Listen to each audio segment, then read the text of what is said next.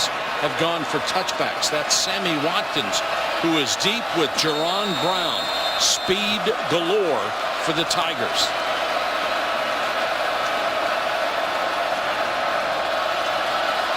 And the last game of the season is underway. Watkins.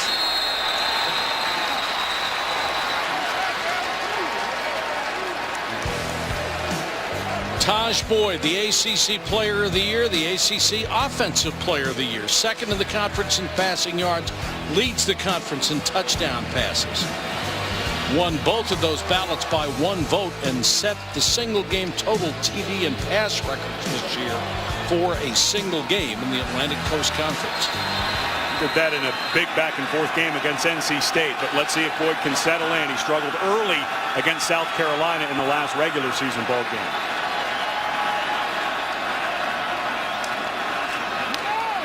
Ellington will get it on first down, and Ellington will pick up 3. Gained over 1,000 yards this year. A great compliment to their passing attack. And of course, Clemson, one of the teams in the country that goes very fast. Their goal is somewhere around 90 snaps of offense per game. And here you see them no huddle. They get going pretty quick. Sammy Watkins in the backfield. He'll get the ball. He's blasted. Fumbles, and LSU recovers. Barkevius Mingo drilled him, and Craig Lawson came up with the loose ball. That's a play we had not seen them run. The handoff to Watkins.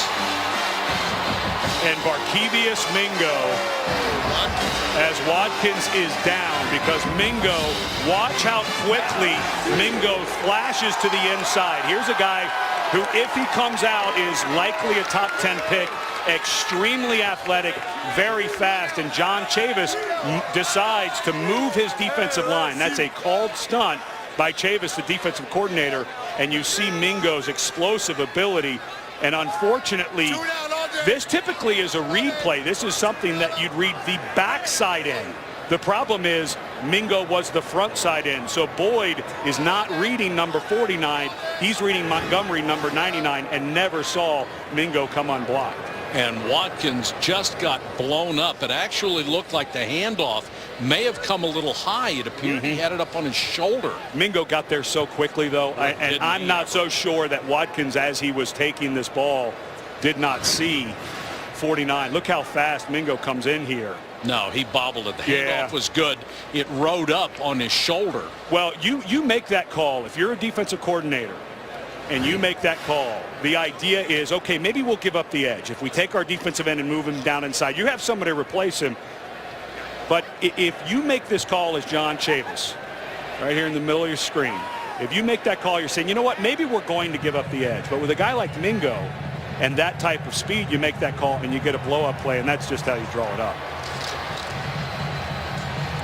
But talks about a guy who's had a rough year.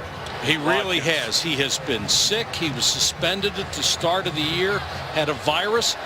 It was very difficult for him to get in shape. He didn't have the explosive plays he had the season before. As a freshman, a lot of people, including me, thought he was the best player in the country. And Chad Morris, in his first year as the offensive coordinator last year, you could tell he agreed with you, because they designed things to go to Sammy Watkins. And in talking to Morris the other day about this ball game, and you can see with the right foot, Watkins not able to put pressure on it.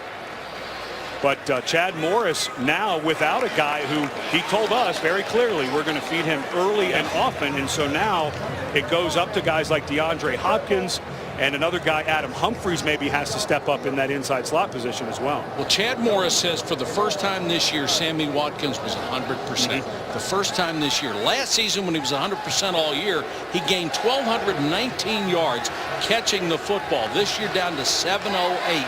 And he's not really looked the same. He did not have the explosiveness he did a year ago. And now it will be interesting to see what Clemson will be able to do on offense when they get it back. And for Clemson, what a bad start after last year's debacle in the Orange Bowl against West Virginia. To be on their heels this early, not so good. Jeremy Hill is the starting tailback. They'll use 4 guys. Big hole for Hill. Pounds forward to near the 16-yard line. Zach Mettenberger Comes to LSU after starting his career at Georgia, 6'5", 230 pounds, and LSU going in a hurry. Hill, wide open, touchdown. Made a little juke in the hole, and when he got through it, there was nobody left. And if you're a Clemson fan, you're saying, uh-oh.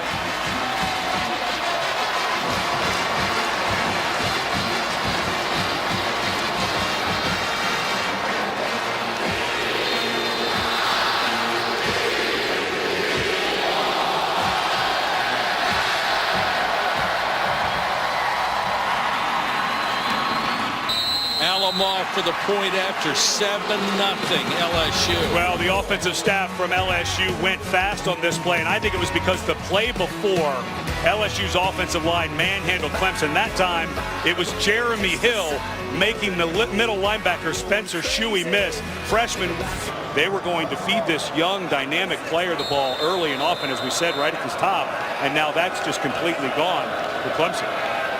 Jerron Brown and Andre Ellington are back. Ellington will replace Watkins on kick returns. Clemson crowd just stunned right now, and you can't blame them. Ellington lets this one go. We'll check in with Janine. Well, Mike and Ed, in what was supposed to be a breakout performance tonight for Sammy Watkins, you just saw him being carted into the locker room. He could not put any weight on his right leg. Danny Poole and the training staff was looking at his ankle. They've taken him in for x-rays. And as for the rest of the offense and trying to fix that mistake that caused that fumble, offensive coordinator Chad Morris was asking his offensive line, guys, tell me what you saw. Help me fix it. They saw a flash, 49 timed the snap, and it was a great call. I'm not sure what you can do. Humphreys will probably get most of the playing time. That was him on the fly sweep, and Lamine Barrow made the tackle for LSU. You can already see how fast LSU's defense is. And I think that's the scary part for Chad Morris. He's saying, help me fix this. But there is a time sometimes when the other team's playing faster than you, and there is no fix. I think screens, draws, some delayed runs, just something to take the sting off. Boyd flushed.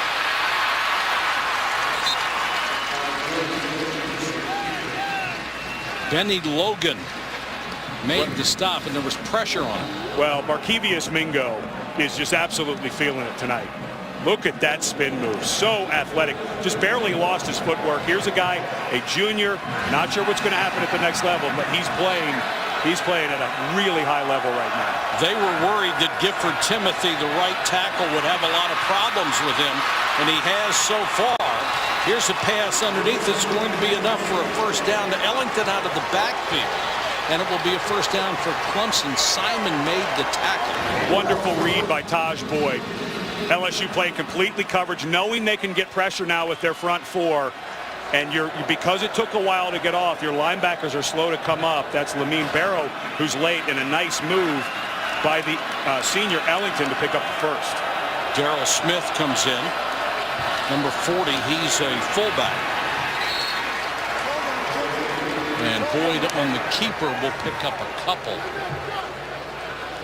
Well, that was a little bit of happy feet that time by Boyd. That was a called run. Chad Morris has a lot of design runs this year for Boyd, a guy who got up to almost 245 pounds last year. He's played much leaner this year. He'll keep it again. And there just isn't very much room. You mentioned how fast sometimes players can be, and there's no answer for it. Right now, Clemson does not have an answer for it. And the problem is now you're behind on third down. You've got a third and long, and you're going against the defense, even though you're one of the best offenses in the country. But LSU can play coverage. There's just no reason for them to bring any pressure, so this is falling into LSU's hands.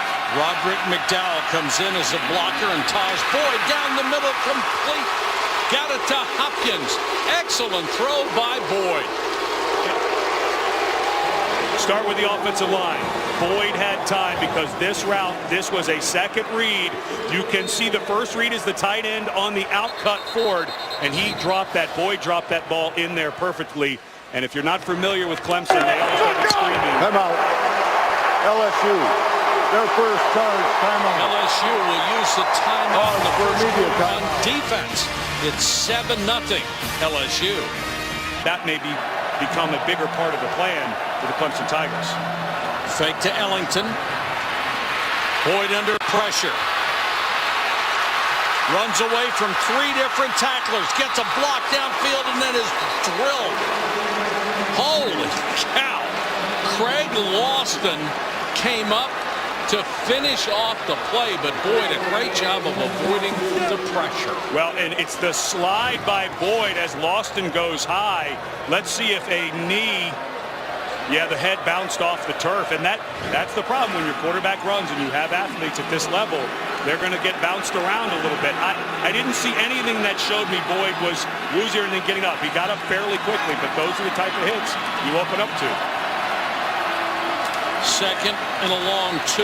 Ellington straight ahead, should have the first down. And that's in this game, and Lawson coming in does a nice job of bringing his forms. You'd rather see a guy wrap up, quite frankly, but you see the head of the quarterback, Boyd, bounce off of that turf. That was a lot of pressure. And if you're going to slide, that's the hardest thing, teaching guys what time to slide, because obviously that was late. A clean hit by Lawson could have been costly. Taj Boyd setting all kinds of records. Hangs in the pocket, goes to Hopkins. Hopkins has it inside the 20-yard line. Jalen Mills, the true freshman corner, had the coverage. He's the young man who came on and replaced Tyrann Mathieu. And a blitz got to Boyd right as he threw this, but you start to see Hopkins' ability to catch the ball. This guy really can snatch it. Ellington, nice cut. Ellington near the 10. Eric Reed, the consensus All-American safety, had to come up to make the stop. And this is the 4th game that we've covered of Clemson this year, and we've talked a ton to Dabo Swinney and his staff about this team bouncing back from bad games and bad plays. And they promised up and down this is a different team. This is a pretty good answer to what happened with the fumble and the easy score by LSU to get started.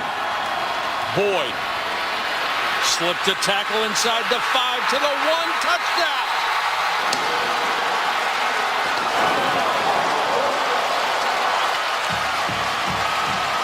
Jerron Brown with a good block. And Taj Boyd gets his 10th rushing touchdown of the season.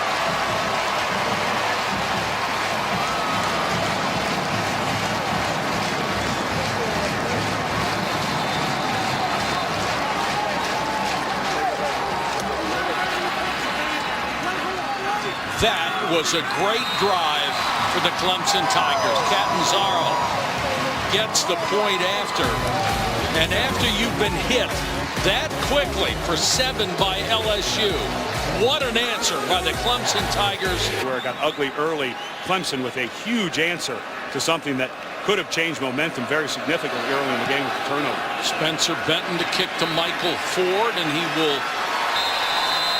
watch the ball go over his head, and they'll start from the 25. Well, you mentioned the block by Jerron Brown. Watch, he's working one-on-one with the 3rd linebacker to that side, which is Quan Alexander, and that's a great job by Brown. He stayed with it. You never know. You hear the term finish the block.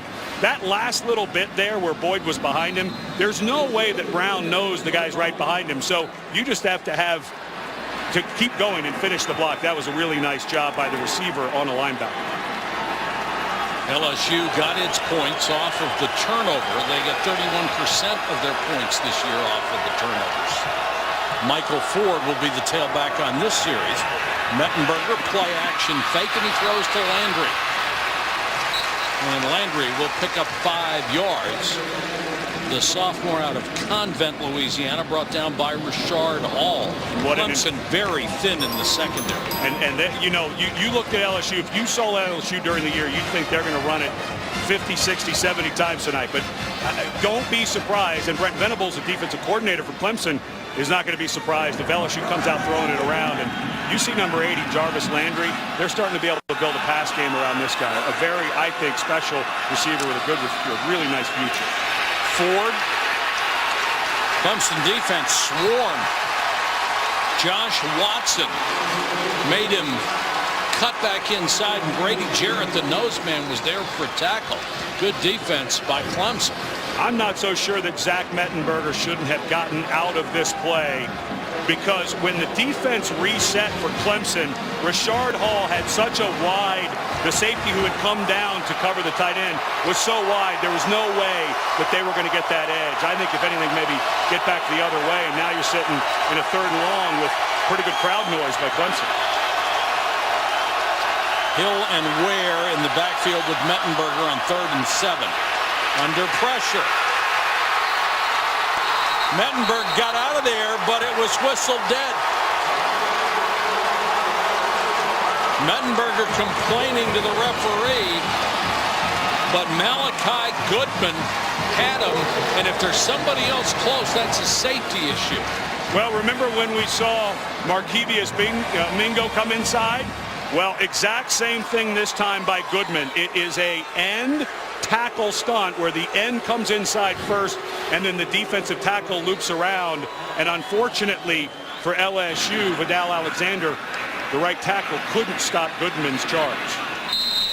Brad Wing, the superb punter, suspended for this game for violating team rules, and Jamie Keene gets off a 51-yard kick in his place.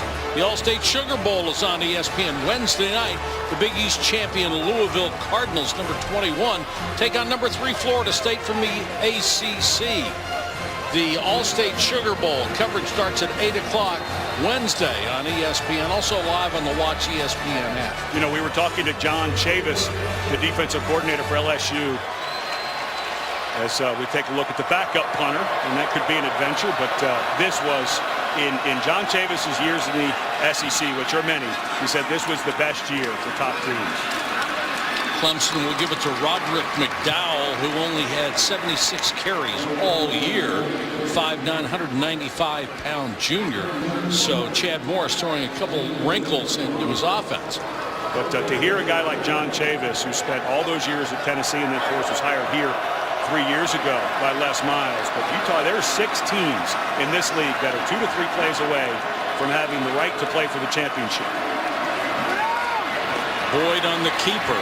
Yeah, isn't that something? Yeah. I mean, the SEC is always strong, but this year it was ridiculous. You literally had a half a dozen teams who could have finished 1, 2, or 3 in the cut. If you finish the season with a 14 playoff like we will do in 2014, you could argue 3 teams from the SEC and Notre Dame are what that looked like this year. Right. Because Georgia with 2 losses, how do you make the argument they stay in?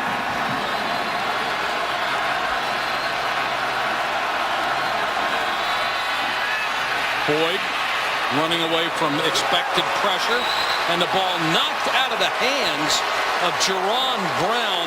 Darrell Simon, good coverage. That ball could have been caught, and Simon reached in and slapped at it. And this is a secondary that has had some struggles here in the last 3 ball games. Every quarterback they played ended up with a career high. That's never a good thing, but that time Simon, good break on the ball, and we saw the good blocking skills by Brown earlier that time. Because the defender gets there too soon, he's not able to hang on to it. Spencer Benton punting to Odell Beckham Jr., who has 2 returns this year for touchdown. He is so dangerous. Tripped up at the 40. Return of 12 after a 46-yard punt. Ryan Norton down on special teams. The Rose Bowl on ESPN New Year's Day. Senior running back Monte Ball leads Wisconsin against number 6 Stanford. The Rose Bowl presented by Vizio. Coverage begins tomorrow, 4:30 on ESPN, also live on the Watch ESPN app. And I think Les Miles may be talking to his offensive staff right about now, saying, I know we want to throw it some, but let's look like Wisconsin on this drive. I have a feeling LSU may come out and just start throwing some haymakers at this defensive front and see if they can't dent them a little bit. Jeremy Hill is back in. Mettenberger again as LSU coming off the edge. Malachi Goodman and Grady Jarrett. Well, this is all about Goodman, and this is a guy who's a senior. So we're talking about guys who may be playing their last game. This guy definitely is, and right now He looks like what Mingo looked earlier in the game for LSU. He's getting off the snap, and right now the true freshman, let's not forget that LSU had 3 offensive linemen go down, including the right tackle, but Alexander is struggling. They have been waiting for Malachi Goodman to do this his entire career.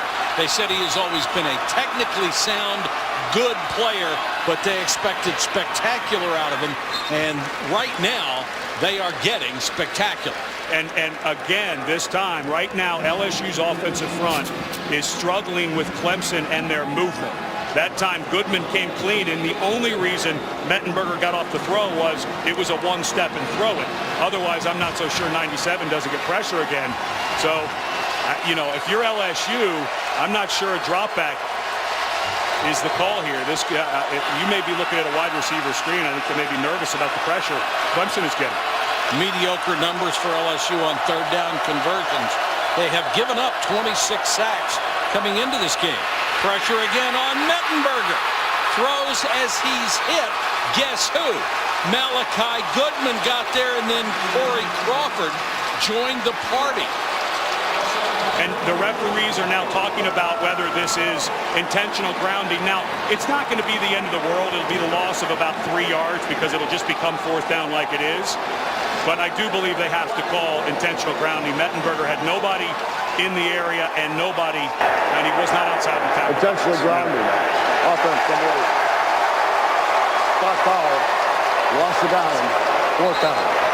So not as big a deal that it's the same as a sack, but Malachi Goodman, and right now, if you're the offensive staff, Greg Studrog, the offensive coordinator and offensive line coach, and Steve Cragthorpe, the quarterback coach, they have to talk about getting help to their right side. If we're going to have drop back passes, right now we're being beat on that side of our offensive line. They're going to have to make a big adjustment.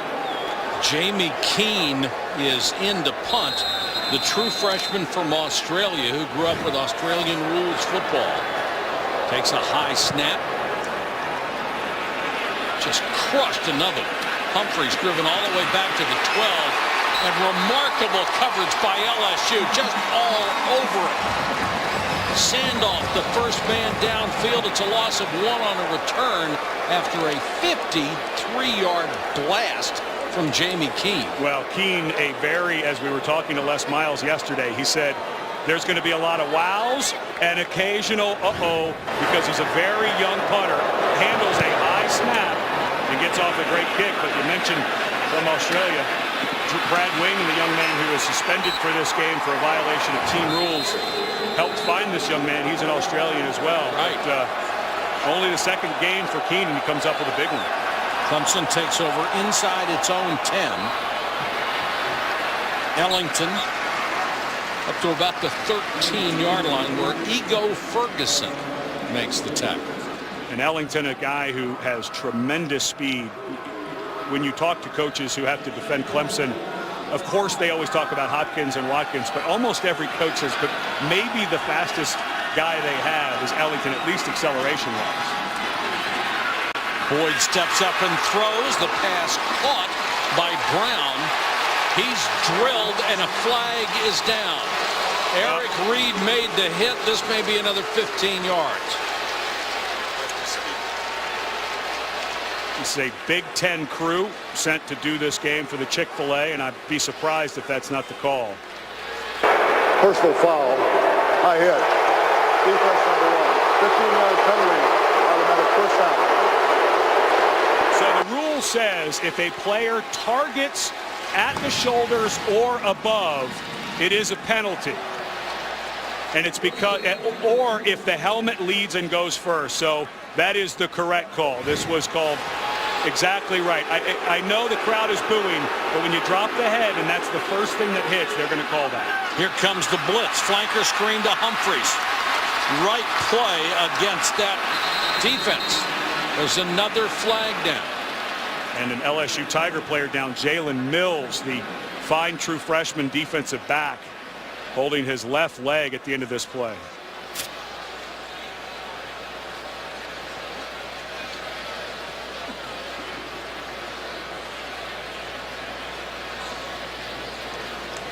Mills tried to get up and cannot. Well, Davis. During the play, illegal block in the back, offense number 18. 10-yard penalty. Repeat, first down. Let's check in with Janine.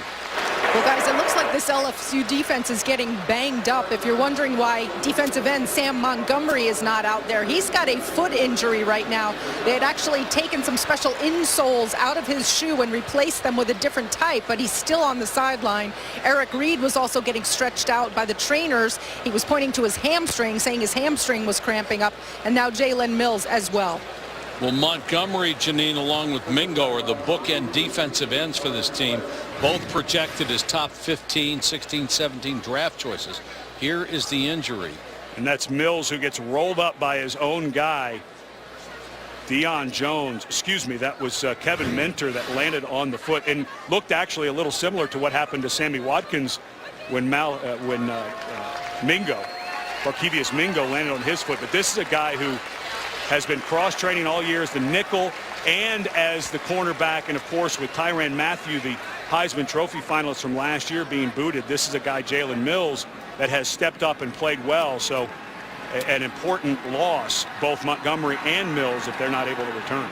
This LSU defense, I've never seen so many freshmen as either starters or backups, not even redshirt freshmen, true freshmen. They come game ready when they come to LSU. And Jalen Collins, a guy who can come over and play that corner spot. He usually plays nickel, but yeah, it's been a pretty good run at LSU in the recruiting department, hasn't it? Yes. And development. We got to give them credit for that as well. You bet. Boyd held onto the ball and paid the price. Barkevious Mingo unimpeded to the quarterback. And by the time Taj Boyd pulled the ball back, all he could see was a huge 49 in his face. Well, John Chavis is doing just a tremendous job moving his defensive line around. That time, Penalties declined.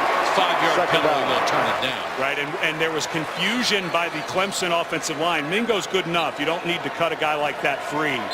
But because they moved the defensive line, watch Mingo move to the inside, and the offensive line for Clemson, the right tackle, Gifford Timothy, never realized, oh, wait a minute, I've got to go down and get that guy. That was a freebie.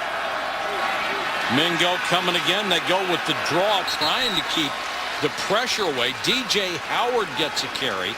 Josh Downs will make the tackle. Well, we've already had one spectacular play after another. It's been hit or miss in the defense, and now we have another Clemson injury, and it's Gifford Timothy, the right tackle, the young man that they said we're going to try to give some help tonight with chipping with the back or having a tight end to that side. But if he goes down, Clemson's got a problem. Shaq Anthony is a freshman who's listed as his backup. And the problem, the speed that LSU is playing right now is a blur for the guys who are starters.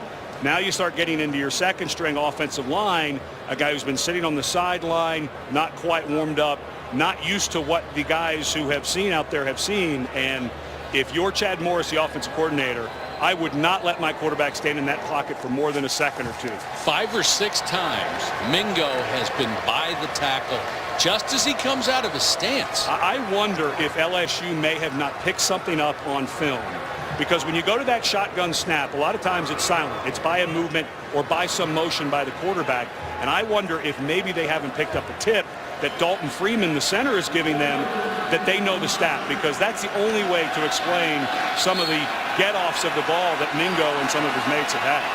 I don't know. I've seen Mingo before. Yeah, he's pretty good. 3rd and 25.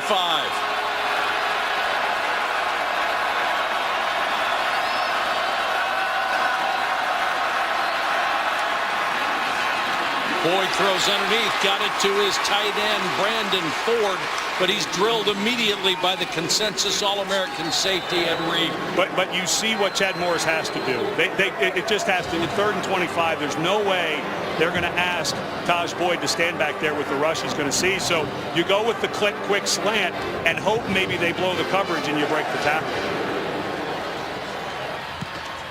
Beckham is deep for the punt. And the 27 has a little seam, takes it up to the 35. good 8-yard return, and we check in with Janine. Well, guys, Clemson receiver Sammy Watkins will be returning here shortly in street clothes. His ankle x-rays were negative, no fractures, but he does have a badly sprained ankle. So in what has been a terrible season for him, full of setbacks and disappointments, his night has come to an end. Janine, let's just be thankful that it wasn't worse than that, because it looked like it could have been. The way he was hit from the side, any number of things could have happened. You're right. It's been basically a wasted year for an All-American as a true freshman. His sophomore year has not turned out the way he wanted it to. Hill trying to get outside. And Hill takes it up to the 43. Got away from Xavier Brewer initially on the corner. And you hear coaches all the time, and you know, we were talking about the depth of corner for LSU. Well, Clemson, you mentioned earlier the depth problems that they have. Brewer, a guy who typically plays safety, having to play that edge set, and that time he got frozen in space. But Brent Venables has had to rotate a ton of guys. They've had to make changes at linebacker, and this secondary with 3 guys that were expected starters out for the season has been banged up quite a bit. They have 3 corners, and they're just hanging on by their fingernails.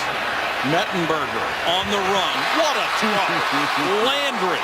What a throw by Mettenberger. He had bracket coverage against Landry and fit it in there. When I put the tape in with Mettenberger, I had not seen this young man throw consistently. In the second half of the Alabama game, which is the film that I studied very closely, this guy was on fire. And a guy who on the run makes that accurate of the throw. Quandon Christian, the Sam linebacker, the strong side linebacker, is in perfect position. Yes, and he just throws it right over his arm. Hill, the tailback. Keep an eye on the fullback, J.C. Copeland, 44. It's a 272-pound fullback who just missed a block on the blitzing Quandon Christian.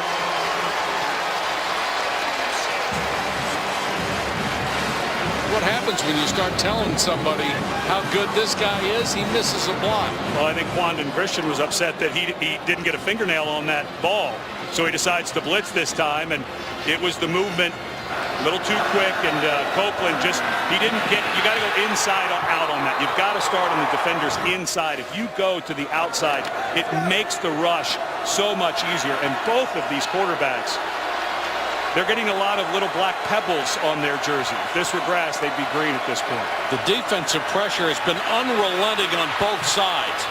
Mettenberger throws complete down to the 38-yard line. Odell Beckham Jr., the fastest receiver on this club, on a comeback route, and a good throw that'll make it 3rd and about 7. And what a great decision by Mettenberger. Cut this in half, because now at 3rd and 7, it looks like we'll go into the second quarter.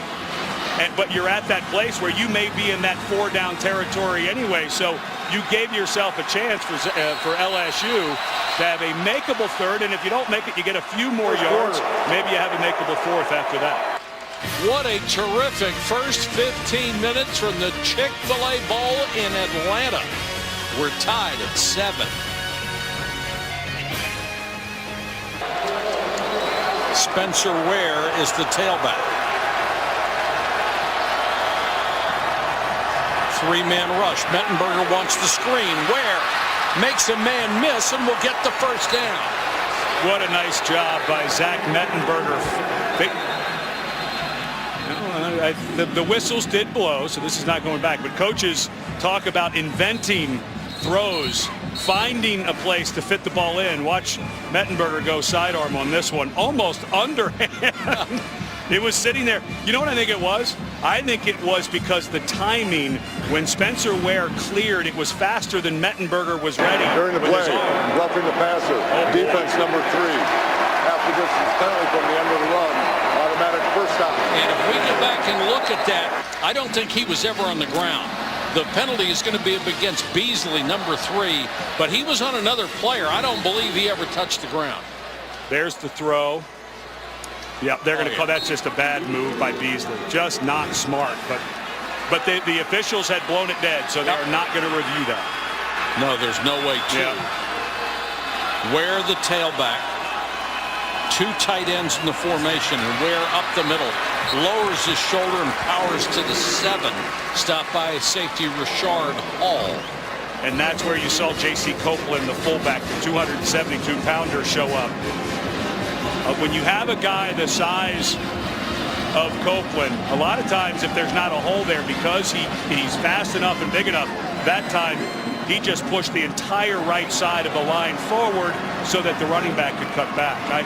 You're not going to see much more than that type of play, I don't think, right here either. Ware behind Copeland again. Ware hit at the line of scrimmage, dives forward for about a yard. Copeland is an interesting story because he was one of the top defensive line prospects coming out of high school. It's tough to find guys to play fullback because so many teams run spreads now. Especially at the high school level. Exactly. But this is a guy, because of his size and his power, and remember, had that great catch and run against Alabama, so he can get out of the backfield. But this is what LSU does. If you're an LSU fan, you're either going to get a power run here or a run action pass. 3rd and 4, they need to reach the 2 for the first down. Mettenberger looks to the corner. Landry, touchdown. Great pattern by Landry, and what a throw by Mettenberger. And Clemson was trying to get Meeks, the safety, over to play double coverage, but I don't think it mattered. Every time I see this guy run a route, watch the move, working to the outside against Gary Peters. Peters just had no chance, and the safety late getting over there. Nice throw by the quarterback. But this young man Landry, he's turned into a very impressive route runner with great hands. Came alive in the second half of this season. 29 catches in his last 4 games coming into this one. And if he can touch it, he can catch it. LSU regains the lead at the Chick-fil-A Bowl. Lead.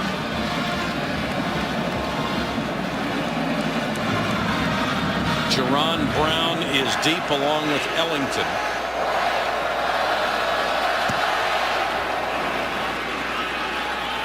Ellington will take the short kick at the 4. And doesn't make the 15. Terrific coverage on teams. Corey Thompson, a backup safety with a stop. Let's take a look back with our Chevrolet Drive recap. Well, after the fumble and 2-play touchdown drive by LSU to start the game, Clemson came out and had a wonderful answer. Taj Boyd finds Ellington to pick up a 3rd down, and then Boyd, who's been running the ball quite a bit in this game, calls his own number, gets a good block and scores. Now let's see, after LSU goes back up 7, if Clemson has another answer. Let's see if they have an answer for Barkevius Mingo. Ellington, maybe a yard. First man to hit him, Benny Logan, the defensive tackle. Here's Janine. Well, Mike, last year quarterback Taj Boyd was prone to getting frustrated and rattled. He spent a lot of time in the offseason working on that. And this is our 4th Clemson game this year. He looks extremely composed and collected and confident right now.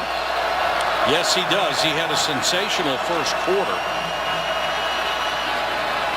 4-man rush, and he is drilled as he throws. Hopkins made the catch. Sam Montgomery, number 99, had as clean a shot as you're ever going to get, and he just blew up Taj Boyd. Sam Montgomery came clean inside once again, and a clean hit. His head was up, it was in the chest, but once again, Clemson's O-line with a flat miss. This one comes loose from Humphreys. The question will be, was it a catch and a fumble or an incomplete pass? Now they say incomplete pass. And Humphreys did a wonderful job. I think he caught this and was making a move when the fumble, but give Humphreys a ton of credit for hustling back and cleaning up his own fumble. There's the catch. Absolutely, and that's Lawson, who's already made some big plays. Well, Lawson wasn't even going for the ball. His left hand when he was wrapping. Great technique, though, on the wrap, but that left hand timed it perfectly. But Humphreys with great hustle to recover that ball. What a big, big dodge that was for Clemson. That's a tremendous break for the Tigers. And now they come out and throw to Ford. Ford is immediately hit and taken down by Jalen Collins, who was in there for Jalen Mills. But once again, good job by Boyd. Janine was talking about the confidence of this young man. Reverted a little bit against South Carolina in that game at the end of the regular season. Watching the film, he was just missing open guys. He wasn't accurate. This is a totally different quarterback than I saw on tape against the Gamecocks. Empty backfield as Ellington goes out, throws underneath. Hopkins makes the catch. He's got a first down. I tell you what, this is as courageous and confident as we have seen Taj Boyd all year long. Starting to feel a little bit, and it helps when a guy like, and you've lost Sammy Watkins. Let's not forget that. If you're just tuning in, Watkins went out in the first offensive play for Clemson with a sprained ankle. But to have a guy like Hopkins snatching the ball like that, pretty good deal. Boyd throws, flanker screen. Humphreys with tremendous speed gets it up to the 45 before the MVP of this ball club, Kevin Minter, makes the tackle. Minter, a young man who has gotten so much better, especially in the pass game. And talking to John Chavis, he's played every meaningful snap this year except when he was injured in the second half against Florida. He's become a heck of a middle linebacker, starting to get winded a little bit. Boyd steps up, and that pass is going to be out of bounds, intended for Hopkins, but Jalen Collins was all over him, and it was uncatchable as well. And Chad Morris said he was going to take some shots, felt like he left some in his back pocket against South Carolina. Of course, they only ran 22 offensive snaps in the second half, so he didn't have many chances. But that there was not a good throw by Boyd. If you're going to take the shot, you've got to keep it in bounds, especially if the goal is to put a ball up in the air for Hopkins. You can't throw it out of bounds. Now I would look for Hopkins on some type of short slant. He has been the guy they have wanted to throw to in this situation. Three-man rush, and pressure floats it in between Hopkins and Ellington. They came with a three-man rush, and it might as well have been 8, as clear as Barkevius Mingo came. Mingo is just so athletic, and he has, this looks to me like a free rush. I think John Chavis in a three-man rush is just saying, 49, go get it. And the offensive line, for both of these offensive lines struggling, but Clemson's offensive line in particular, just letting too many guys run free. Beckham will make a fair catch this time, just inside the 20. Punt of 36 yards. LSU by 7. LSU football at the 20-yard line. Metzenberger throws. The catch made by Beckham. Well, so far tonight, a Clemson defensive front that, frankly, we didn't expect to see. This is a team that we have covered several times this year, and they haven't been able to get consistent pressure up front. And you mentioned Goodman, a guy who is just, they've been waiting for this type of performance almost his entire career. Jeremy Hill takes it up to about the 29-yard line, so it'll be 3rd and 1. Well, you can't. Clemson's defense has played very well so far this evening. Of course, they got the short field on their heels, 2-play drive for a touchdown after Watkins was injured and fumbled on that first play. But you can't have a bunch of 3rd and 1s against LSU and hope that they're not going to melt the clock and try to shorten the game. 3rd and about a yard and a half. Hill, the tailback. Looked like Metzenberger was changing either the play or the protection. They go with a running play to Hill, and he won't get there. Middle of the defense rises up again. Carrico Wright, the linebacker, got in the hole and made the stop. Well, this is a really nice job.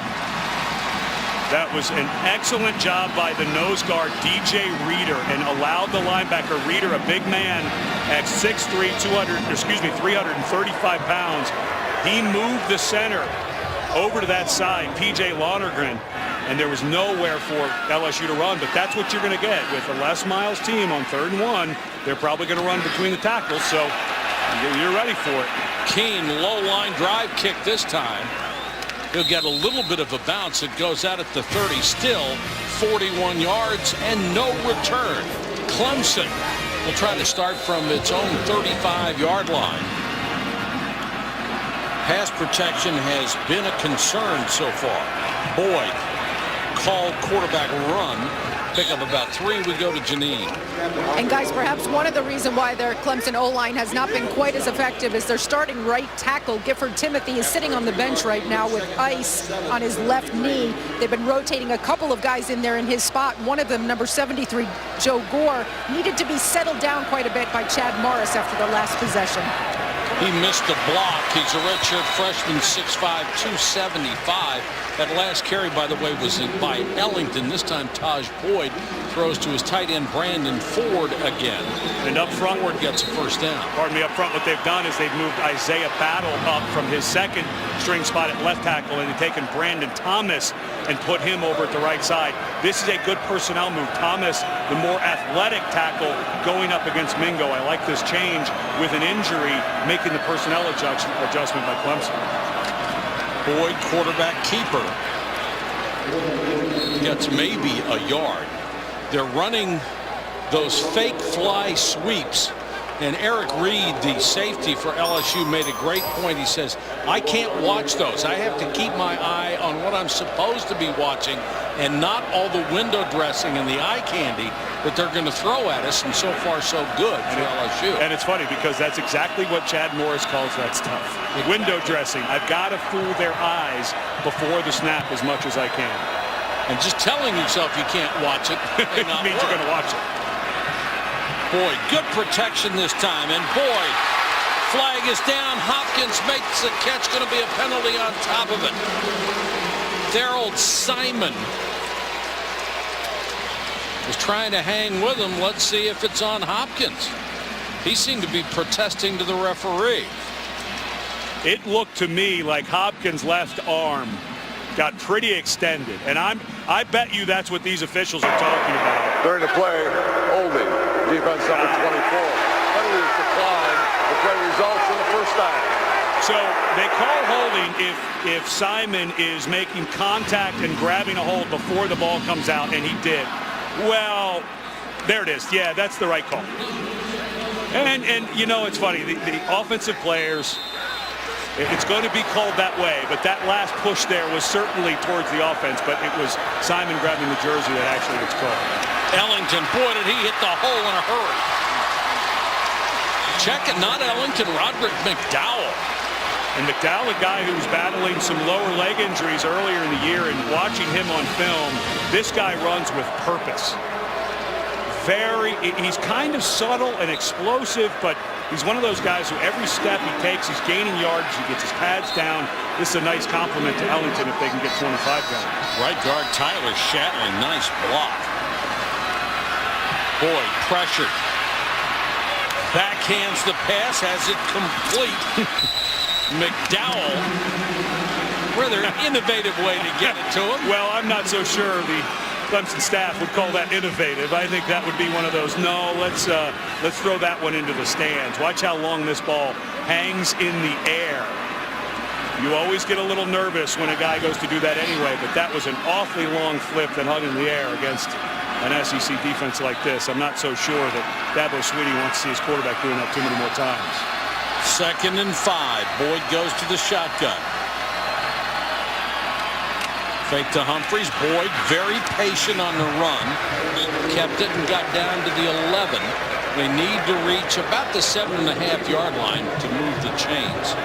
And this is a very aggressive offense to begin with, and being in a bowl game, don't be surprised if this becomes, even if they don't get it on third, a 4-down situation for Clemson. Because of the struggles they've had on defense, they've got to be thinking touchdown here, but this one feels like maybe a screen or something to see if he can't get the first and reset the downs. Kalen Davis, number 67, is in at left guard now. So a real shakeup on the offensive line. Hopkins, touchdown. Boyd threw it at ankle level, and Hopkins went down to get it.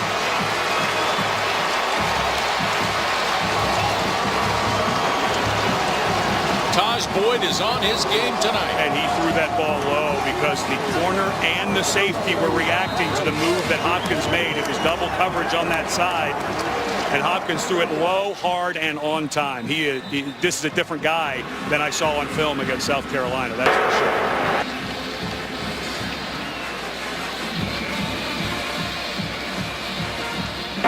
The ruling on the previous play was a completed pass for a touchdown.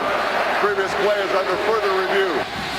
Well, they must be looking to see if that ball, when we watched the first replay, I didn't see that ball move at all as Hopkins was going down, but we've been talking a lot. Boy, look at that move. He is so good with his feet. Didn't look like it touched the ground there. No. Obviously, you have to have indisputable video evidence. This one should be the shot.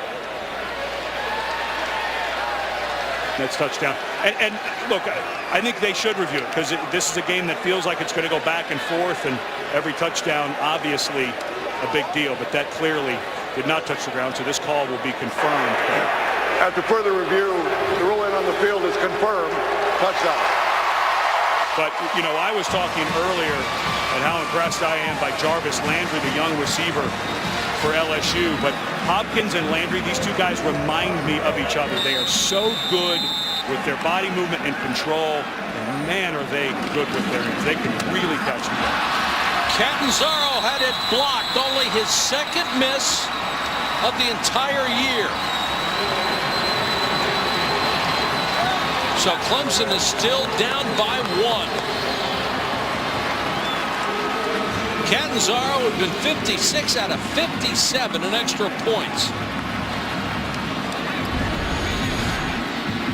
Well, Kaylon Davis and the left side of that line gets pushed back. You just can't get pushed back that far. Now, the question becomes, is that a point that Clemson's going to have to chase late in this game? This game kind of has that feeling that it might be. In fact, he'll come back, but I think that guy is an out-of-the-box NFL-ready wide receiver, that's for sure.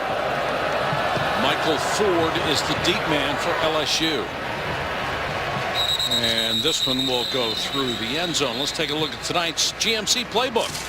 Well, LSU gets caught in a coverage that is exploited as Reed comes down to cover the tight end Ford. Watch Lawston, who's the safety to that side, and Thurl Simon is thinking he's got inside help. But because Lawston is so late getting over to the middle of the field as Reed comes down to cover the tight end, that's exactly what Boyd was reading. You hear about the pre-snap read. LSU started showing what they were doing right before the snap. He knew that the safety was not going to get over there on the in cut, and Simon has no help because Lawson's a little bit late. And doesn't that speak to the youth in the secondary linebacker for LSU? Absolutely. That's the rotation. You want them to be late. You come out, it looks like there's two safeties. It looks like they're going to be playing kind of a two-zone. And as they start to shift, the safeties have to know, if I've got to get across the field to help on an end, maybe I can't hide this as long as I want to. Spencer Ware, the tailback, goes out as a flanker. Clemson shows blitz. Here they come, and Mettenberger read it perfectly and completes it for 5 yards to Cadron Boone. Here's Janine.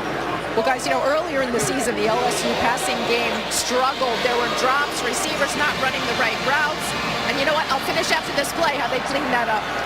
All right, Janine, as they go, hurry up. This one incomplete, tipped up in the air.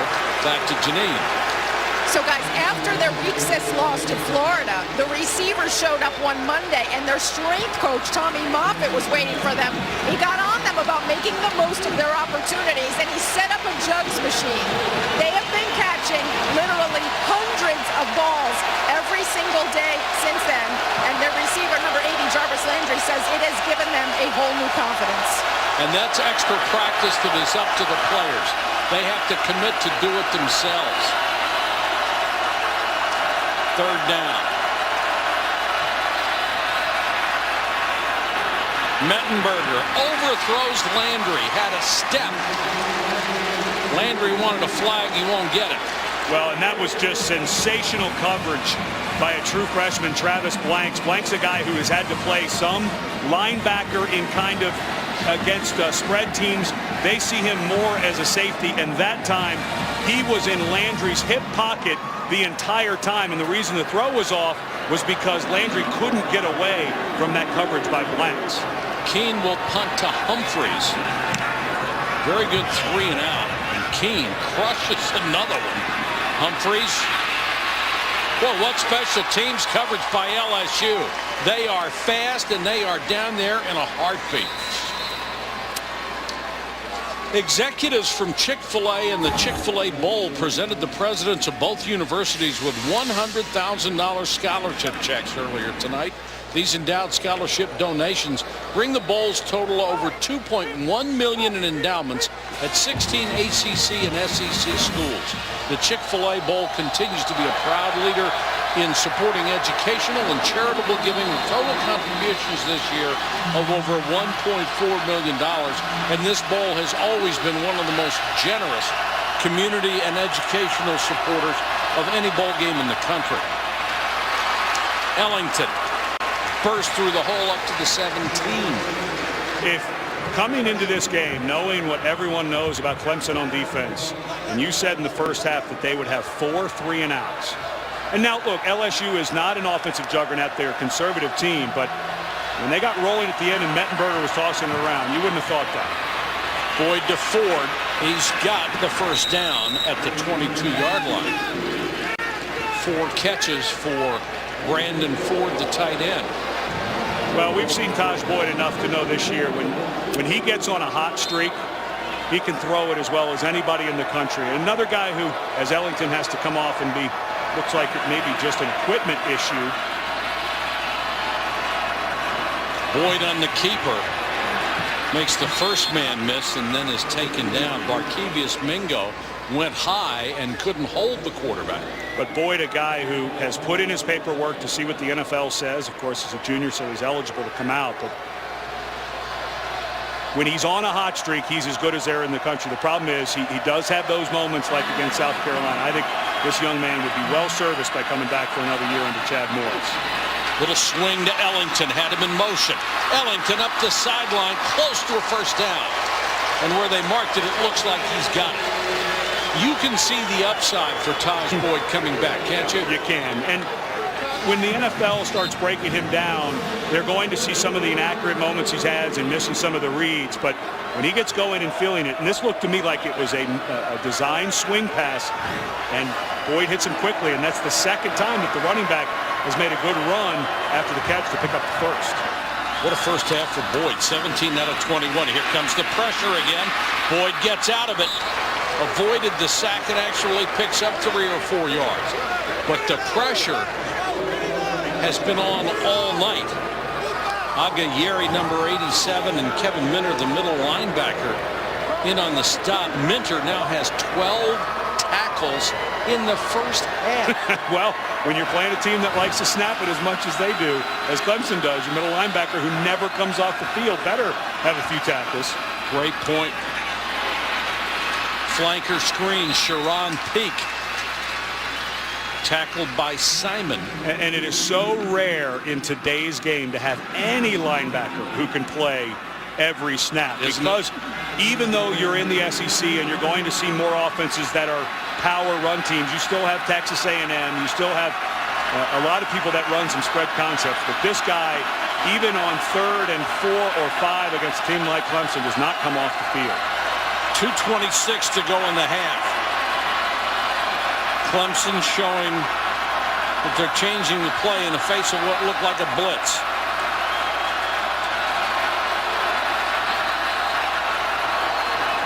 Four men on the rush. Brandon Ford, the tight end again. Ford dragging tacklers with him to the 48-yard line. In case it comes to a field goal situation, watch both of these kickers in warm-ups. They can just crush it on this in this indoor atmosphere.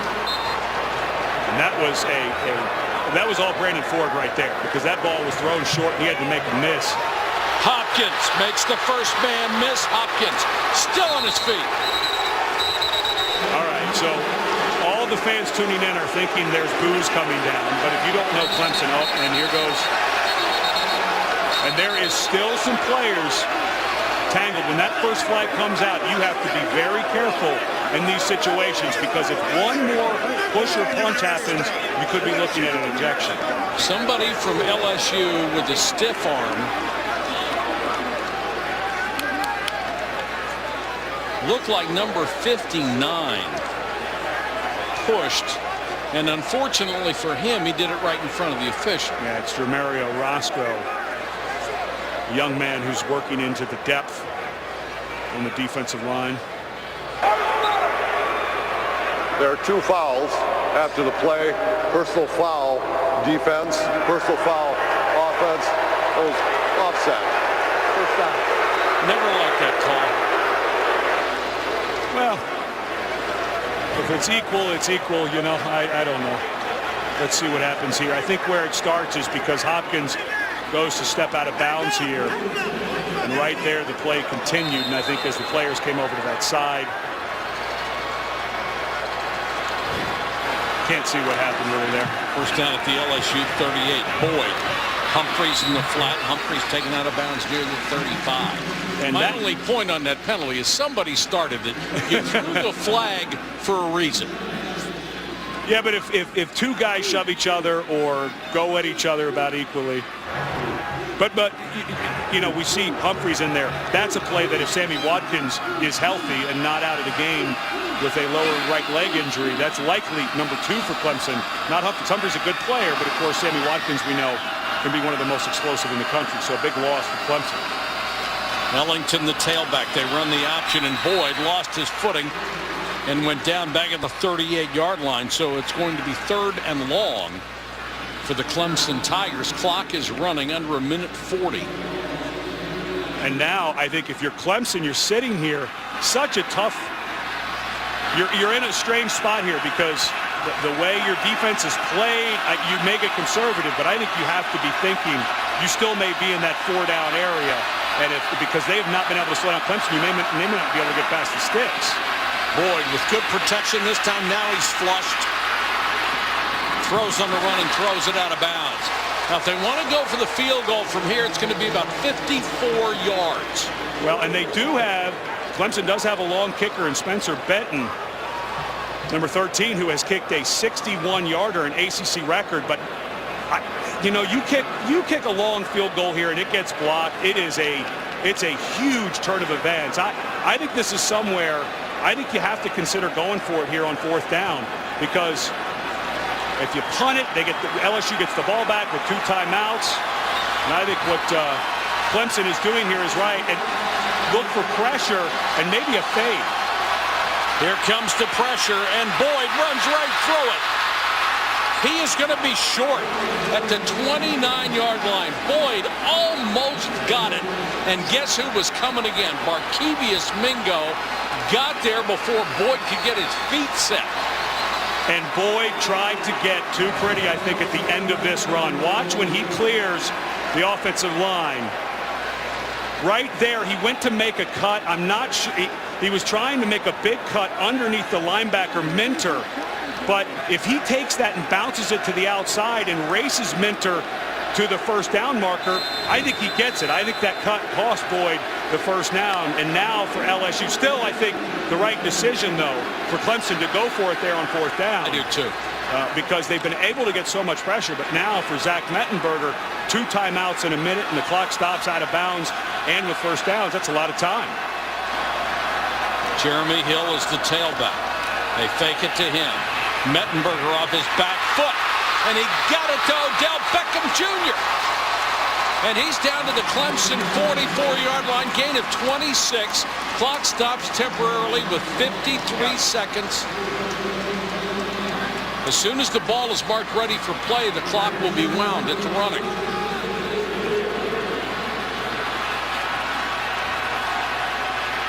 Four-man rush. Mettenberger with time throws underneath, and this may have been picked off, and it was. Travis Blanks, and now more pushing and shoving. Blanks is a guy they have had high hopes for coming out of high school. 6'1", 190, a true freshman, but they've had to use him at linebacker a lot this year and not the preferred safety spot they wanted him at. There's a marker down as well.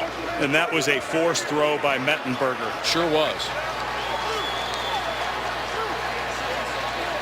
And he has not made many mistakes. After the play, personal foul on the offensive team, number 70. 15 yards. Oh, man, that is a huge penalty. Lyle Collins, the left guard, gets called for a 15-yard penalty. What a change of events for LSU. You get a defensive stop on 4th down, and now you get a turnover on the throw by Mettenberger, which looked like a force right from the start. Boy, that's a great read by Blanks, though. He comes from the safety spot straight downhill. Now you see why they think this young man's going to be a good player, and just not smart. Yeah, you got to let that one go. And now here's Clemson with 3 timeouts in 33 seconds. They can run a lot of offensive plays with 3 timeouts. They can even run the ball. Absolutely. And just make sure you call it right away, that timeout. Pressure, and they got him again. Boyd needed to get rid of that ball. He could not afford to take a sack in that situation. Kevin Minter was coming. Got 25 seconds left in the half. Timeout on the field. Back to the Chick-fil-A Bowl after this. Students everywhere agree LSU is a phenomenal choice.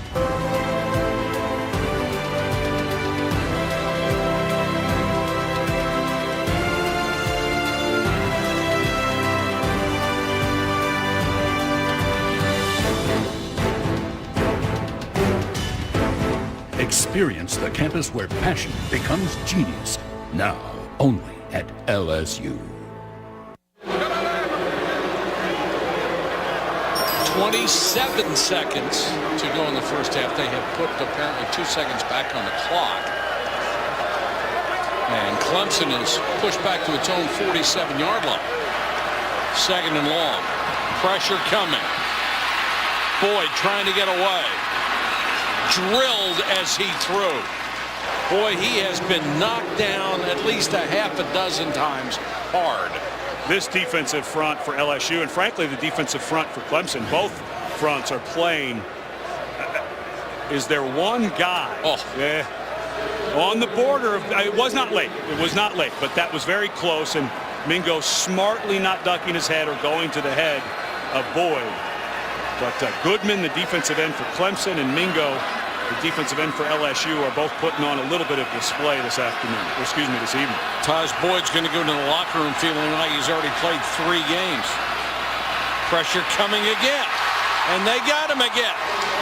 And if I'm LSU, I'd think about a timeout on 4th down. Why not make Clemson at least take the snap? Well, that took too long. You lost 5 seconds. And it's a little thing, but here it is, 4th down. For Clemson, make them do something. Sure. 9 seconds left, and Coach Miles got the timeout, but it was about 5 or 6 seconds that went away. And if Clemson has to punt the ball, you've already mentioned that Odell Beckham's been a really good punt returner. He had the touchdown punt return against Arkansas, but you could also get a block and a return for a touchdown. So I want to save a little more of that clock, I think. The last sack, by the way, went to safety Micah Eugene. Capital One Bowl Week concludes on New Year's Day. 4 great games on 4 different networks. A pair of games at noon, the TaxSlayer.com Gator Bowl on ESPN2, the Heart of Dallas Bowl on ESPNU, then a pair of games at 1, the Capital One Bowl on ABC, and the Outback Bowl on ESPN. That'll be South Carolina against Michigan. You get a chance, if you have not seen Jadeveon Clowney for South Carolina, who lit up Clemson for 4.5 sacks in their last regular season game, and put on the film, and surprised he didn't have more. Everybody we talked to was Boyd is going to air it out, and why not? That was a smart play. Everybody we talked to from any team that we see, somebody mentioned Jadeveon Clowney and said he is the best player in the country. That's the end of the half. 14-13, a 1-point game on a block. Let's say they get to 108. I don't care how good LSU's defense is. That's going to wear them out after a while. And this is the only time Clemson has been behind at the half this year. Michael Ford on the return. Still on his feet across the 40 out to the 43. One of the differences in this game has been special teams so far. Let's go to Janine. Well, guys, I caught up with Clemson coach Dabo Swinney, who told me he is very proud of the way that his team overcame adversity early. He said that was their biggest challenge in the game, was that early fumble and turnover and then the quick score by LSU. The one thing they do need to clean up, though, is execution on the offensive line. Right tackle Gifford Timothy is out. As you know, Sammy Watkins is out, but he did say, guys, 2000 team, what will your legacy be? Well, it's all up to the second half. This is Hill straight up the middle. Hill in a foot race. 57 yards for a touchdown.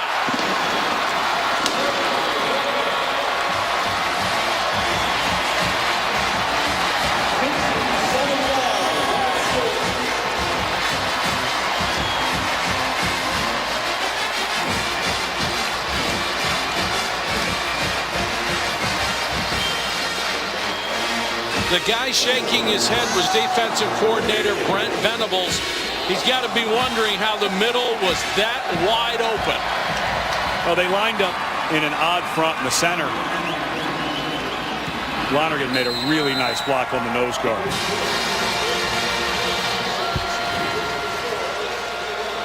Watch this block. If you're going to run in the middle and your center's going to block one-on-one, he's got to lock him up, and that was a very nice job. Grady Jarrett went to the right, then came back to the left, then Lonergan buried him, and then Rashard Hall, the safety, he's the last stop. He's got to make that tackle. Spencer Shuey, the middle linebacker, looked like he took a bad angle and then got caught up inside in the wash. And once he did that, there was nobody. If you're going to play that true nose guard defense like Clemson did on that one, the center's got to get his block, and it was the senior P.J. Lonergan for LSU who did a wonderful job. You don't have to dominate the guy. You just have to kind of swallow him up. And, of course, you see the speed of Hill, a big guy at 235 pounds. The acceleration, once he made the safety miss, that's pretty special. LSU has mastered the quick start. They got their first score 55 seconds into the game. They get this score 17 seconds into the second half. And this is the thing that Clemson last year, especially at the end of the year, they were having the hardest time answering when things went wrong. Of course, things went very wrong in the Orange Bowl against West Virginia last year. Well, actually this year, because it was 2012. It was in January. But they gave up 70 points. And this is a much different team. But now that LSU punches them again with their run game, let's see if they have another answer. Brown and Ellington are deep for Hairston's kickoff. Ellington 2 yards deep. Kick coverage has been tremendous for LSU, and it is again. LSU always seems to have sensational special teams. You got to tip your cap to Taj Boyd.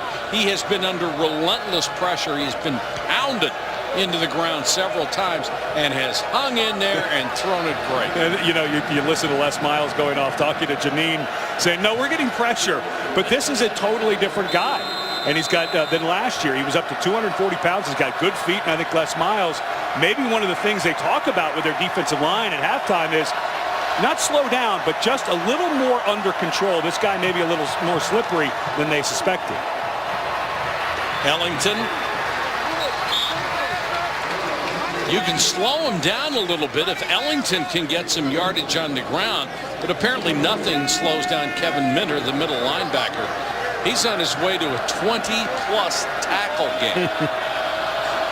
Guy who has really come into his own. They were talking about how he played kind of flat-footed. He's got to make a ton of calls from that middle linebacker spot, but he's come on. Boyd, quarterback draw. Slipped one tackle, but Sam Montgomery got him after Benny Logan missed.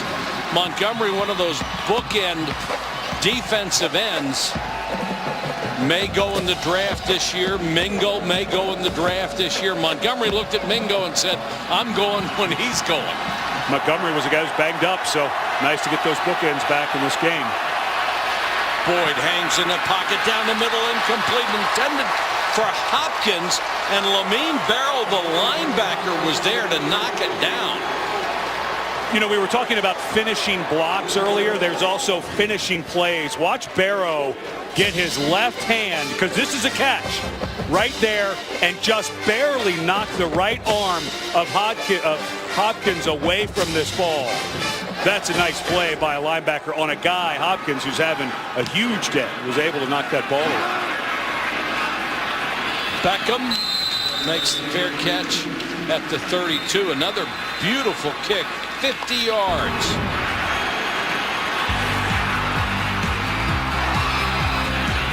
The LSU fans loved what they've seen at the start of this half with Hill going 57.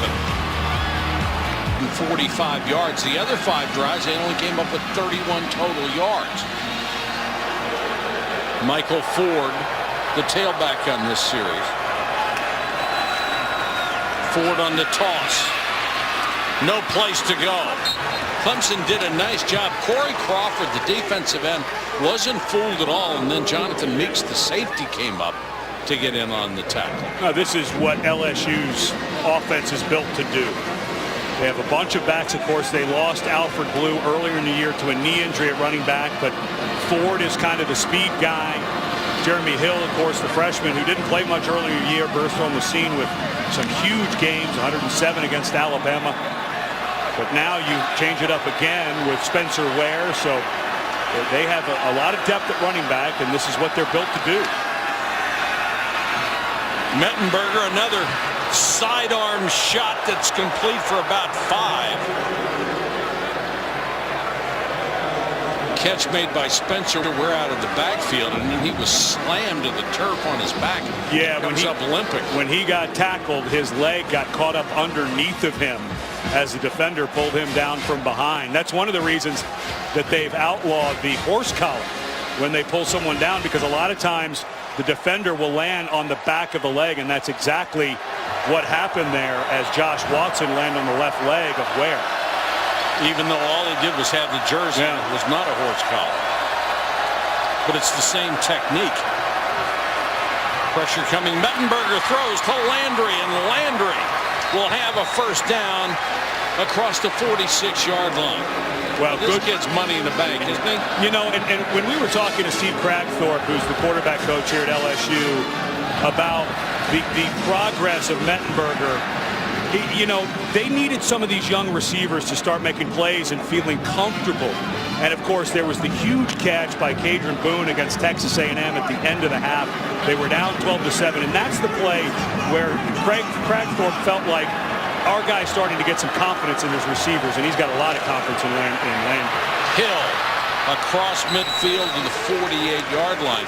Going back to Landry for a second, he says he loves to be in the slot because the slot receiver is a yard back off of the line of scrimmage. It's really hard to jam him. So he gets a lot of free releases, and he said he gives him a better look at the defense, too. He has so much body control, and he's so good at his routes with great hands. That is a great spot for him. Mettenberger wants it all. Incomplete off of Boone's fingertips. Dove at the 5 and couldn't quite bring it in. Well, Mettenberger had exactly what he wanted, but a little bit of pressure was coming by Grady Jarrett. And that's the safe. There is no safety help by Meeks. That's one-on-one with Xavier Brewer. Just missed it. You're not going to get many of those. And it's hard to fault the quarterback. Sometimes you say, underthrow that a little bit, but that ball was a throw it over the top from the start because his receiver had a big step. It was 3 inches from being perfect. Kenny Hilliard is in at tailback.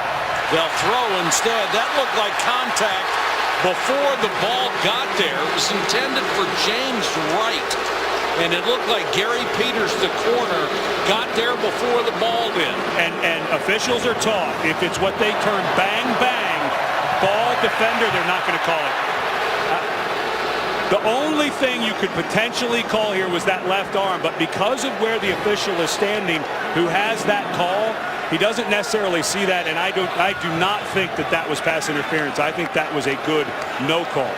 Jamie Keane to punt. He's in for Brad Wing, his fellow Australian who's suspended, and there's the punt that's the Yeah, and that's what Les Miles was saying. He's a very talented young guy, but he'd only punted one time earlier in the year when Wing was out with a leg injury. Now he's suspended. And cards the other night. Clemson takes over. at its own 30. Boyd, here comes pressure again. Ball's loose, but it bounced right back to Taj Boyd. Pressure has been relentless. Taj Jones with the pressure on Taj Boyd. And Taj Jones, who has been out of commission for a while, back in for the bowl game, and just nobody's blocking. You know, these offensive lines have struggled with guys running free, both of them. It's bad enough that occasionally they're getting beat with some good play by some defensive ends, but there's just a lot of free bodies.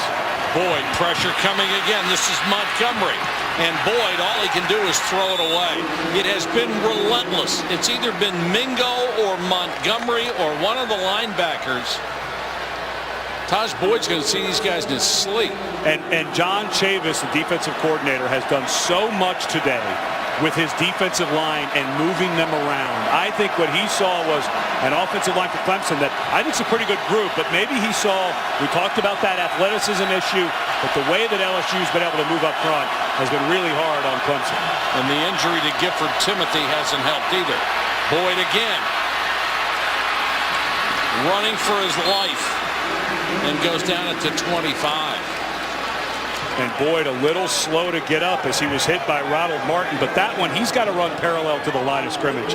On third and that far, he's got to run sideways and keep his eyes downfield. He had Adam Humphries working down the field, and when Taj Boyd went to take off, the LSU defense was all around. He's got to look downfield a little longer on that. The last 8 Clemson passes, they are 0 for 5 with 3 sacks. The last 8 dropbacks. LSU will have the ball when we come back. LSU already up 21-13, third quarter. Have to meet and check them out and see what they did in the ball game. Hilliard is the tailback. They have used 4 guys at that spot tonight, all getting significant carries, and Hilliard up near the 40, gain of almost 5 on first down. LSU has had no trouble with the ACC. They've beaten ACC teams 19 straight, 6-0 in bowl games. Well, there is one thing you can say about Les Miles into the season. They have been on a nice run. Of course, they lost the national championship game last year, but a nice run in the postseason under Les Miles. And really a heartbeat away from being in it this year. Hilliard again spun down after a gain of 3. Keep in mind, Les Miles has had 11 win seasons 5 times in his first 7 years. 5 11-win seasons, and if he wins tonight, it'll be another one. That's remarkable. And when you sit down and you study this team and you look at their depth chart, the scary part is they're going to be scary good next year. The amount of young players they have at every position have been able to build up some depth. Especially on the right side of this offensive line, 2 freshmen. Spot the ball at the 42.5.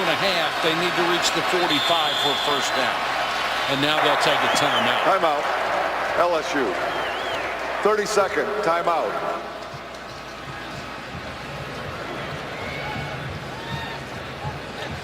The Discover Orange Bowl will be on ESPN. New Year's Day, that's tomorrow, as number 15 Northern Illinois goes up against number 12 Florida State. The Discover Orange Bowl tomorrow night at 8:30 on ESPN, as well as live on the Watch ESPN app and ESPN Radio. And I really liked what Jordan Lynch came out last week and said he didn't guarantee that they could beat Florida State, but he said, you know what, if you have not seen Jordan Lynch play, he's very good player. Now he's going up against some good ones, but remember, Florida State down a little bit on their defensive line with some injuries. Bjorn Werner, obviously a sensational one, but Lynch came out and said, we're going to go out there and punch him around a little bit and see what happens. Why do you poke them with a stick? I like it. Why not? LSU trying to keep the drive alive. Mettenberger after the play fake. He's been under pressure as well as Taj Boyd had. Trying to get it himself, belted out of bounds right at the sticks. Let's see where they mark it. They'll stop him at the 44. It looked like he got closer. Well, and we had a penalty on Eric Reed for targeting earlier in the game, and this right there needs to be targeting by number 46, Jonathan Willard. The quarterback is down. You can see the head drop and the launch. See him leave his feet. See Willard leave his feet. This should have been a 15-yard penalty and first down for LSU. If you're going to call it one way, you've got to call it the other. Keel, very high kick. Humphreys will make the fair catch at the 20-yard line. The Rose Bowl on ESPN New Year's Day. Senior running back Monte Ball leads Wisconsin against stout Stanford, number 6 in the country and the granddaddy of them all. The Rose Bowl game presented by Vizio. Coverage starts tomorrow at 4:30 Eastern on ESPN and also live on the Watch ESPN app. If I were Chad Morris on this drive, I think I might want to try some just inside power run plays. The way this defensive line for LSU has been moving around and as quick as they played, I want to see maybe a couple runs right at him, see if we can't slow him down. Ellington will try just that. Goes off tackle. Lost the ball. Still loose. Clemson says they have it, and they do. LSU, excuse me. Ellington coughed it up. Looked like Eric Reed got it back. The All-American safety exactly where he's supposed to be. LSU has given up some yards this year, especially in the secondary. But the one thing that they have done time and time again is cause fumbles. That was Sam Montgomery who came in there. And frankly, that ball should not come out. A senior running back. It wasn't much of a hit. Not taking anything away from Montgomery, but for LSU, this has been the story all season long. Have they been so good about getting the ball out? And that is a fumble. Ruling on the previous play was a fumble recovered by the defense. But see his left knee go down, but it looked like the ball was yeah, it sure did. And again, not taking anything away. Good hustle by Sam Montgomery, but yeah, that ball is out. But that should not cause a fumble. When that ball's up against your body in traffic like that, there's just no way that you expect a senior running back to fumble. But again, this is LSU defense. They've been one of the best in the country all year at forcing them, so not surprised at all.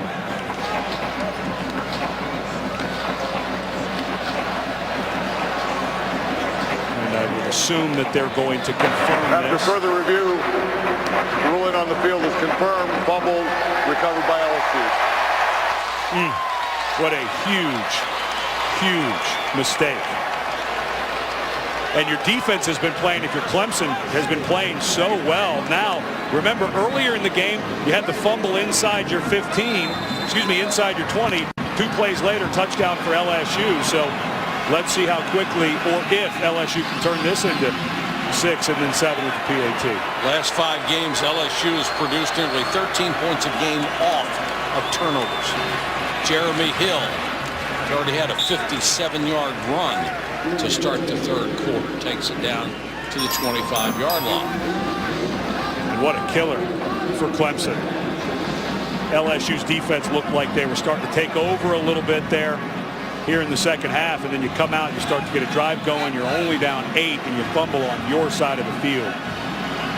The other thing it does, it forces your defense to go back out there. And I think they will. They played well, but this is not a deep group for Clemson. And the way LSU likes to run it, they can start wearing them down. Hill again takes it off the left side. Hill inside the 10 for the first down. One of the guys that had to step up this year was Trey Turner when Josh Williford went down with a concussion. Big number 56, a redshirt freshman, came in, and he's got the nickname of the Bull. Watch the Bull pull around and just mash Shuey, the middle linebacker. But this number 56, when you watch the film, this is a explosive, powerful young man. He's the fastest offensive lineman at LSU, has lost some 50 pounds since he got here. This guy has a very bright future. Not only as far as technique and everything else you want in a lineman, he's got an attitude too, doesn't he? He's awfully tough. Hill has 118 yards rushing. He's going to add a couple to it here. Well, if you've got a guy like Turner who can pull and blow people up, you might as well keep going back to him. Now, this one isn't quite as nice as the play before, but watch him pull around and just swallow Shuey, the middle linebacker. You just don't have a chance. And there's that nastiness. Yeah. Finishing the block, because if the running back comes off and you're not finishing, your guy's going to make the tackle. Play to the end of the whistle. Actually, yeah, some guys say the echo. Yeah. Mettenberger, screen. Down to the 3, Travis Dixon. The tight end on the screen, Rashard Hall, made the tackle. But, you know, not surprising that Les Miles, a former offensive line coach and offensive lineman from Michigan, is very proud of what this offensive line has done. Lost 3 starters. Josh Williford, left tackle. Chris Falk, who's a likely high NFL draft pick. Right tackle, Alex Hurst. So Vidal Alexander comes in, a true freshman at right tackle. And Trey Turner, I think they have found a future All-American at that right guard spot. One of the veterans of this group, Josh Durasic, the left tackle, has been instrumental in their success. They'll throw for it, incomplete, tried to get it to Landry. Excellent play by Gary Peters. And I think you got to kick the field goal here. The way this game is going back and forth. You're up 8, go up 11, so now you're up 2 scores plus a 2-point conversion. That's pretty good defense. Yes, that's pretty good defense right there. And Peters, a guy who is in there because of a lot of the injuries Clemson has had. That was a nice play on the ball. Drew Alamaw will try from 20 yards out. He's 20 of 28 this year.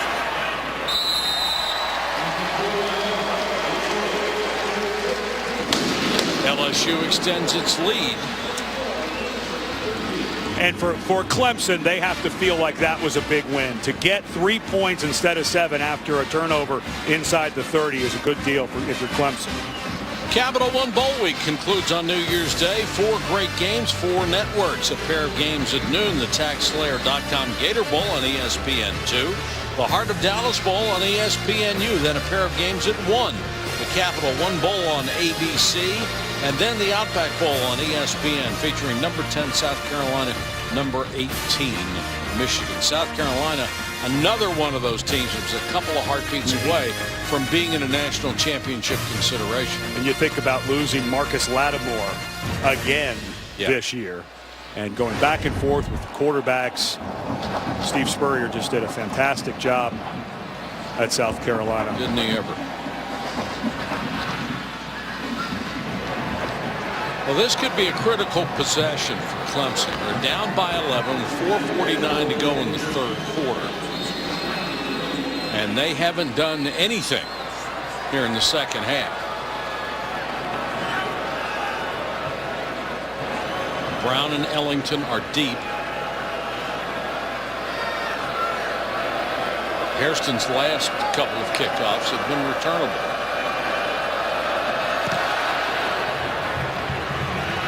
Got more of this one. Ellington 5 yards deep, and he'll take a knee. Well, if Clemson wants to get anything going offensively, they're going to have to start slowing down this front.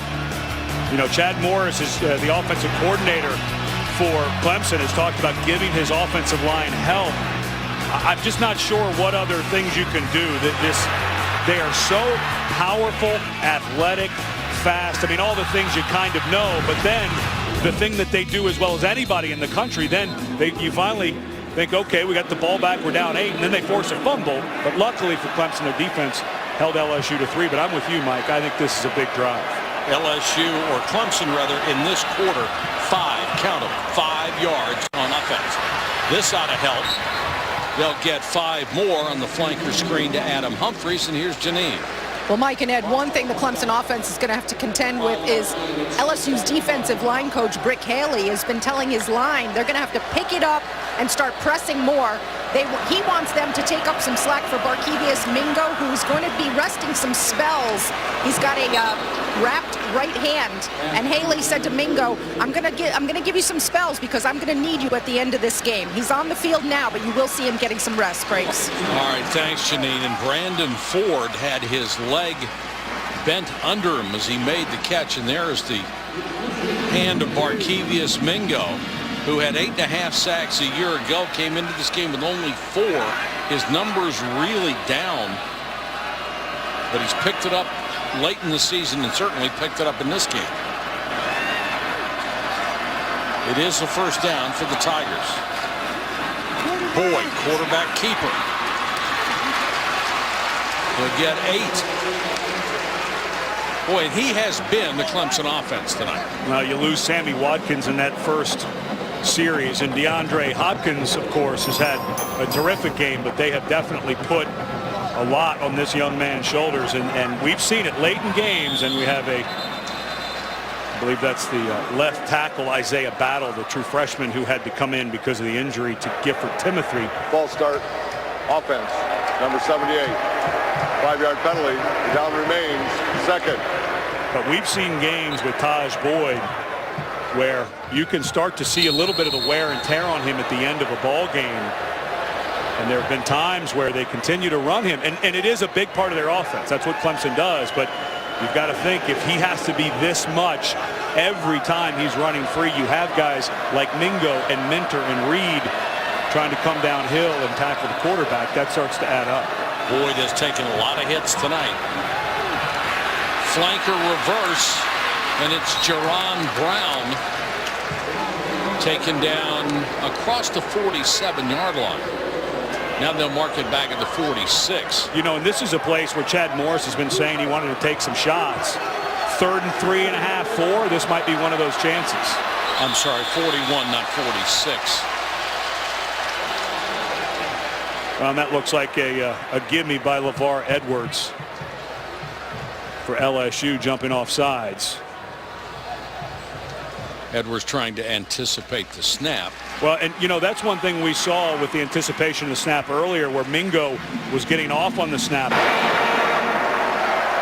And I would bet that Clemson, because a lot of times a center will get into a rhythm as soon as he brings his head up and goes down, and a guy like Mingo, who's seen it a million times, can go. And I bet you that Clemson has slowed that down and changed the rhythm. Ellington, who fumbled on the last possession, will gain about a yard.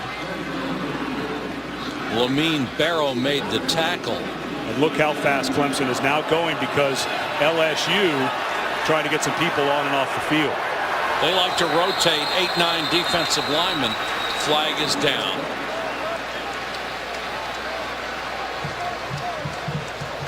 Preliminary signal against Clemson. False start. Offense. Number 16. 5-yard penalty. The down remains. First. That's Adam Humphreys. Yeah, he was lined up to the left of the offensive formation and moved before the snap.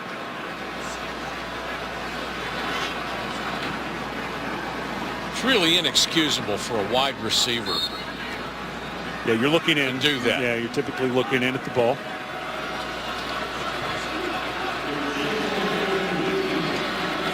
But you don't need to go backwards the way this defensive front has played, especially here in the second half.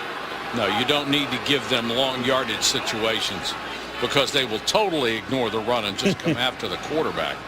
And that was the problem against South Carolina for Clemson in that second half, is Jadeveon Clowney and his teammates. Please reset the clock to 2:20, 2:20. The clock did not start on time.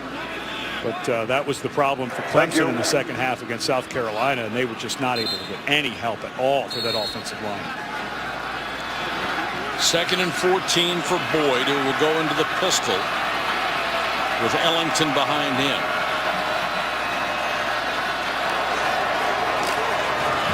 Pressure comes. Boyd goes down again, chased down by Benny Logan. The big defensive tackle, 295 pounds, showing you some foot speed, being able to chase down a quarterback. Watch the exchange of the defensive lineman and the linebacker coming to the outside. Once again, it's movement to that side, and that's the right tackle, Brandon Thomas, who did not see his responsibility, which was the blitzing linebacker, until it was too late. 3rd and 13. Boyd unloads in a hurry, throws underneath, intended for Hopkins, but Eric Reed was right there. That was just spectacular coverage, spectacular technique. And remember, earlier Reed was called for targeting where he dropped his head. Watch how well he keeps his head up and wraps up that time. Just a great physical tackle by Reed, a guy, another one of those juniors who, you know, a lot of people around Baton Rouge wondering, are we going to see him for the Tigers next year or moving on? Whistles will kill this play as the officials threw a flag. False start. number 5. 5-yard penalty. The down remains 4. Clock will start on the snap. You take a look at stats before games and you have expectations of what teams are going to do offensively and defensively.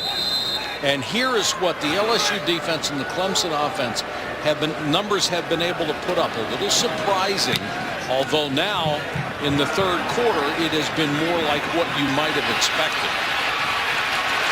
Odell Beckham Jr. taken down at the 10. Loss of 1 on the return. Spencer Shuey, the starting middle linebacker, down on special teams.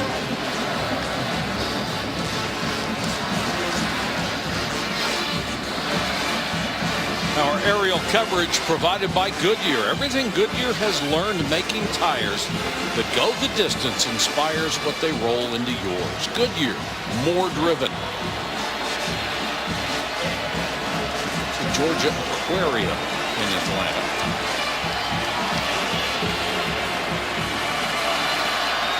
LSU backed up at the 11-yard line.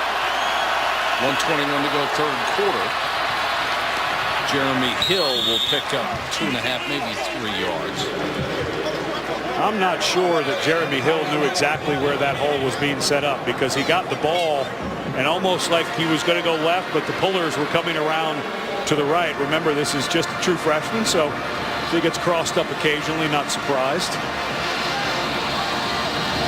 Hill was not used early in the season. He was actually 4th or 5th on the depth chart before an injury to Alfred Blue, and then some fair to middling performances by other guys. Then had a 3-game burst. He was one of the best backs in the country. May have worn down a little bit with all the carries he got in those. Wright, trying to come out of his break, slipped and fell, and the pass was wide of him. You know, one of the things when we were visiting with Zach Mettenberger, you know, you talked about the run game, how that got going kind of in that midseason, but it was the passing game at the end of the year that was really what carried LSU on offense. But here's where a guy like Mettenberger pays off. If you're going to play this type of offense, you're going to have some 3rd and 7s where you need your quarterback, your pocket quarterback, to make a throw. So let's see, for the step forward to 2013, kind of a key spot. Empty backfield as Ware goes in motion. Clemson coming on the blitz. They don't get there. The pass was thrown high. Big mistake. Intended for Wright, and Rashard Hall was right there anyway. Yeah, and Xavier Brewer just made a huge mistake on that play. Offside, defense number 9. 5-yard penalty, repeat third down. Brewer comes from that corner spot to blitz. He crosses over, so now instead of 4th down for LSU, they're going to have 3rd and 2. And we have seen throughout the year, having seen Clemson several times, how good Brewer has been on that corner blitz. You know, it's the same thing you were saying about a receiver going in motion. When that guy's coming from corner, he's just got to stay on his side of the line until it's snapped. You're getting the speed movement kind of sideways, and then you just have to plant and go. But now, don't be surprised if you're LSU is just between tackles. That's just what they do on this down and distance. Much more manageable at 3rd and 2. Hill right up the gut, and he's going to be short. And it was Brewer coming off the corner again.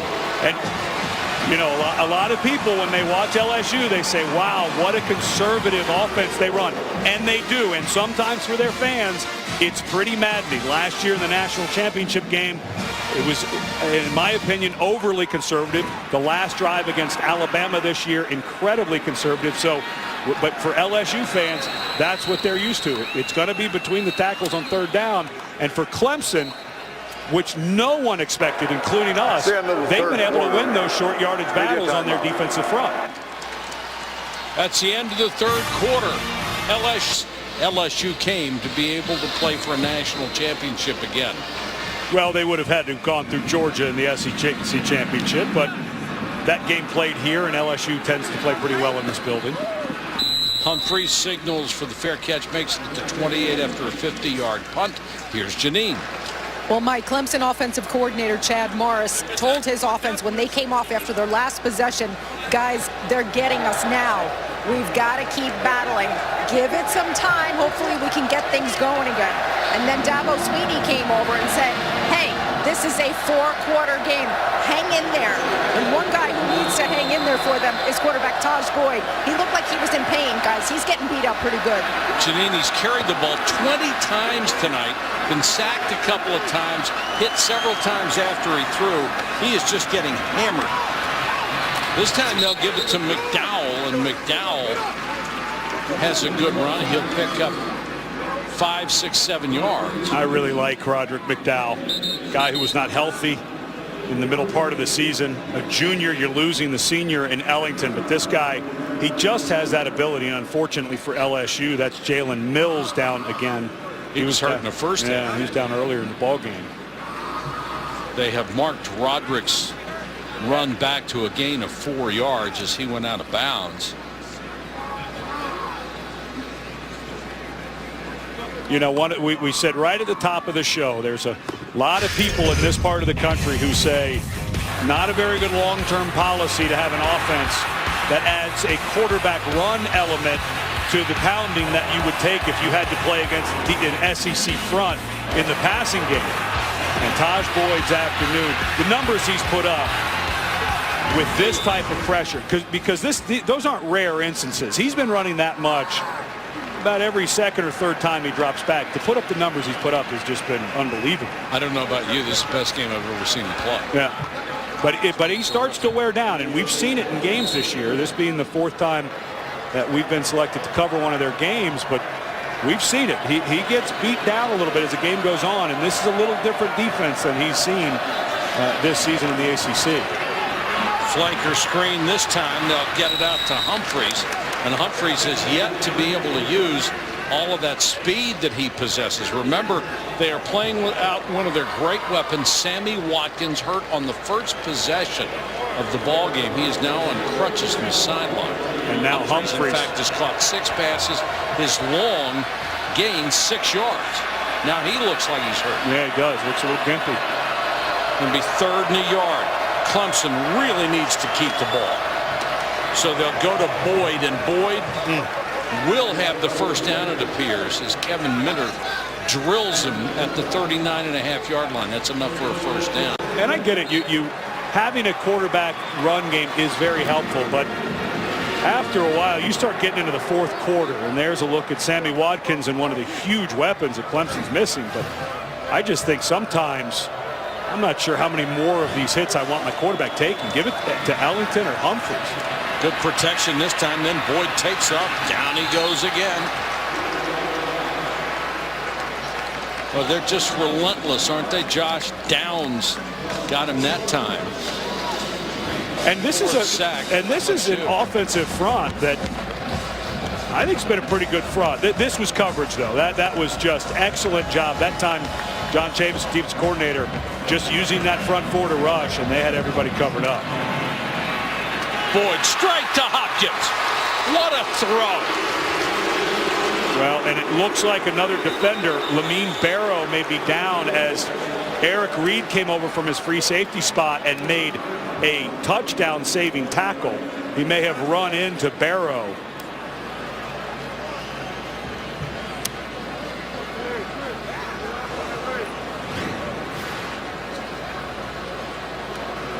Nice move to the inside, ball thrown. Very good coverage, but you could see Reed coming in to make the hit, and his shoulder pads go right into the midsection of Barrow. You see that so often when a defender's coming in, it's one of his own players that he ends up hurting. Reed is a kid who grew up 15 minutes from campus at LSU. He was always determined to go there. His father had been a 3-time All-American track star, but his parents wanted him to expand his horizons. They'd said, if you end up deciding to go to LSU, that's just fine, but you're going to visit other schools and find out what other people have to offer you in terms of the value of your education, a different atmosphere. Well, he's at LSU. They weren't going to change his mind, but you got to give him a lot of credit for trying to expand his horizons. Well, and they're free trips, too. You don't Good have to point. say yes to anyone until you take all 5 trips. Why not? Well said by somebody who I'm sure took every free trip there was, right? Yeah, not a bad deal. And it's good food, too. They wine and dine you. It's a nice, why not?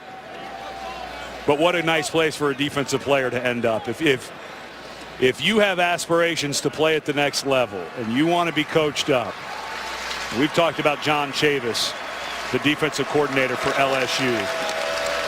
One of my favorite nicknames in the business, Chief. And you look at what the Chief has been able to do since he got here in 2009. And this goes way back. I mean, you go to when Will Muschamp was here. Bo Pelini was a defensive coordinator here. But and give Les Miles the plan that he has put together, and the amount of young men that they are able to recruit that can play at the high level to play defense. It's a pretty good place to end up no matter where you take your other trips. They do get some guys who can play. McDowell on the toss. Gets the corner. McDowell down to the 37-yard line.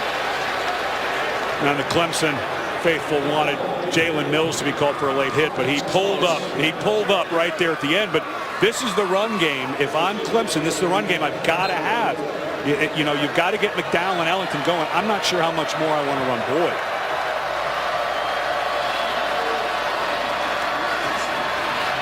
Good protection this time. Now Boyd can't find anybody.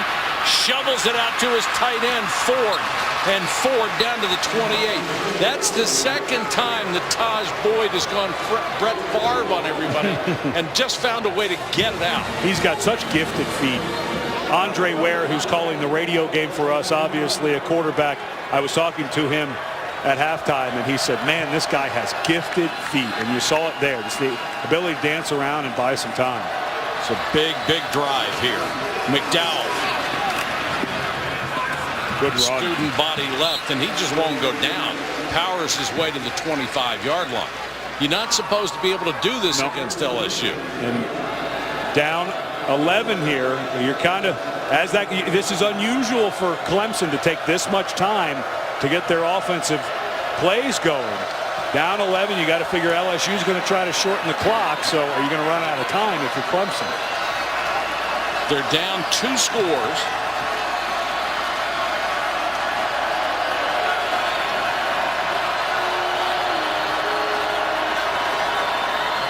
Here comes pressure. They pick it up. Boyd throws too high. Really the first bad throw, and Simon nearly had the pick. And Boyd is looking over to the sideline. I think he expected Jerron Brown to continue on his route. I do too. Yeah, the way he threw this, I think he expected the receiver 18 right there to the right to continue his route. But even if he continues it, that's tough throw there. That one got away from him. The ball will sail a little bit. And now if you're Clemson, you don't get it here, you got to start thinking about a field goal. I don't think this is 4 down. Anyway. Yeah. Boyd with time throws too high to Hopkins. Hopkins wanted a flag, and he gets one. They're going to call Jalen Collins for either holding or interference. What a big first down this will be for Clemson. At first blush, it looked like potentially this was an uncatchable ball, but I think Collins may have altered the route so much that the receiver Hopkins was not able to get over there and make the play. Yeah, I'm not really big on that uncatchable ball call. It usually means you were held so badly you couldn't get to it. Couldn't get to a Pass catchable interference, ball. defense number 32. Not foul. It is Automatic Jalen first down. Collins. But as Hopkins fights to the inside on Collins, whoa, that's not PI. I don't see PI. You can have that left arm there. That left arm is fine. If you turn him, they'll call it. That's not pass interference on LSU. McDowell inside the 10 to the 8. I like that they're starting to lean on McDowell. I think that I watched this, especially the second half against the first half against South Carolina. And I think that they have a young man in McDowell that is a really good inside runner, taking nothing away from Ellington. But this is the guy I think they need in the ball game here in the fourth quarter. Dabo Swinney said We're a top 15 team. We want to be top 10 consistently. We got to win games like this. Boyd, quarterback draw, stumbled and went down. You know, that was a run-pass option there, and I think Boyd got a little confused with what he wanted to do. This is one of those new parts of these spread offenses where you'll see a quarterback reading if he's going to hand it to someone to run, can run it himself or throw it. There was 3 guys in routes, and Boyd got stuck in the middle. And now here you are with a 3rd and long with goal to go. 3rd and goal. 12th play of the drive coming.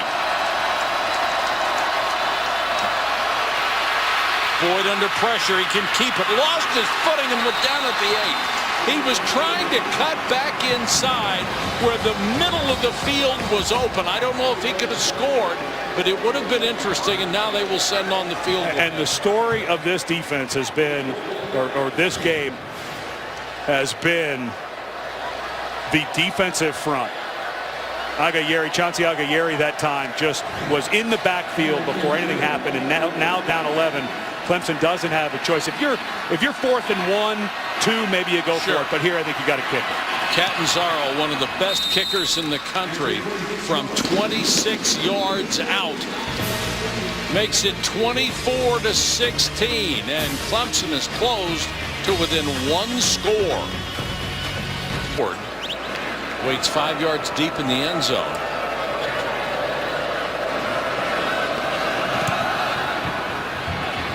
Benton, another good kick. Ford's going to bring this one out. Runs into his own man. May have helped. 30, 40, 48-yard line. Special teams have certainly made a difference in field position tonight. And the return game for LSU on the second half of the season has been the reason they've won some of the games down the stretch. 40 young man who's had some big returns that helped a sluggish offense, and this time does the same thing, because LSU offensively, LSU has been averaging only 3.4 plays per offensive series. They do that again here. Where? Well, right now, they're only about 20 yards away from field goal range. That would make it a 2-score game again. But for LSU, offensively, they've only been averaging 3.4 plays, 6 3-and-outs by Clemson defensively. And the way Clemson drove the ball, we mentioned how long of a drive that was. If LSU can't get a little something going here, I think that LSU defense is starting to get a little tuckered out. They have defended with 8:40 to go in the 4th, 80 plays on defense for LSU. So I think this offense needs to keep the ball for a minute. 2nd and 7 for Mettenberger. 4-man rush, nobody gets there. Ware out in the flat, and Xavier Brewer was on him as soon as he got the ball. Beautifully defended by Clemson. And if I am Brent Venables, the defensive coordinator, I'm finding out where Jarvis Landry is lining up, number 80 for LSU. And I'm making sure that whoever's covering number 80 has some help, and he knows where that help is. I was going to say, the 2 guys that are covering? Yes. Perhaps? Yes. And look, Odell Beckham's come and had a nice season, but number 80 is the guy that LSU typically looks at in this situation. Right here in your slot. Landry, 4 catches, 37 yards tonight. Mettenberger under pressure, and they got him. Malachi Goodman and Grady Jarrett. And Goodman having the game of his life as Clemson has come up with sack number 6 on the night. Well, once again, it's the inside move that these young offensive linemen have had just so much trouble with. That time, it was a defensive end nose guard stunt. Jarrett was the nose guard replacing Goodman. Goodman got there in a hurry, but every time it seems Venables or Chavis dials that up on either side, it seems to work. Malachi Goodman had 4 sacks in 12 games coming into this game. He has 3.5 tonight. He has virtually matched his season total with an exceptional performance for the Clemson Tigers. Now they have the ball back, down by 1 score. Of Mettenberger, but they had exactly what they wanted to Landry in the slot. Only 7:08 left in the game. Boyd, little swing pass. That's not going to get much. Loston comes up from his safety spot. And this defense, they had a long set of plays they had to defend on the last one. They're getting into the mid-80s for plays that they've had to defend. And just to put that into context, teams in the NFL play about 60 to 65 snaps. So this is like playing an additional quarter to a quarter and a half of football if you have to defend this many snaps. Don't know if Ellington is hurt or not, but we have seen no sign of him, just Roderick McDowell for quite a while. Slant will take him up about a yard shy of a first down as Hopkins caught it. When you hear that nuke, and that is a childhood nickname for Mr. Hopkins, he used to use the NUK brand of pacifiers as a child, so he got the nickname Nuke, and of course that's the fans saying that, not booing him. And did you see all the yards he has? Boyd, quarterback keeper, is going to have a first down at the 35. Here's Janine. Well, guys, DeAndre Hopkins was part of a middle school class where a guest speaker came and said to the students to write down their goals and hopes and dreams while they were in middle school, and I'll follow after this play. This one is complete to Sam Cooper, the tight end. Janine.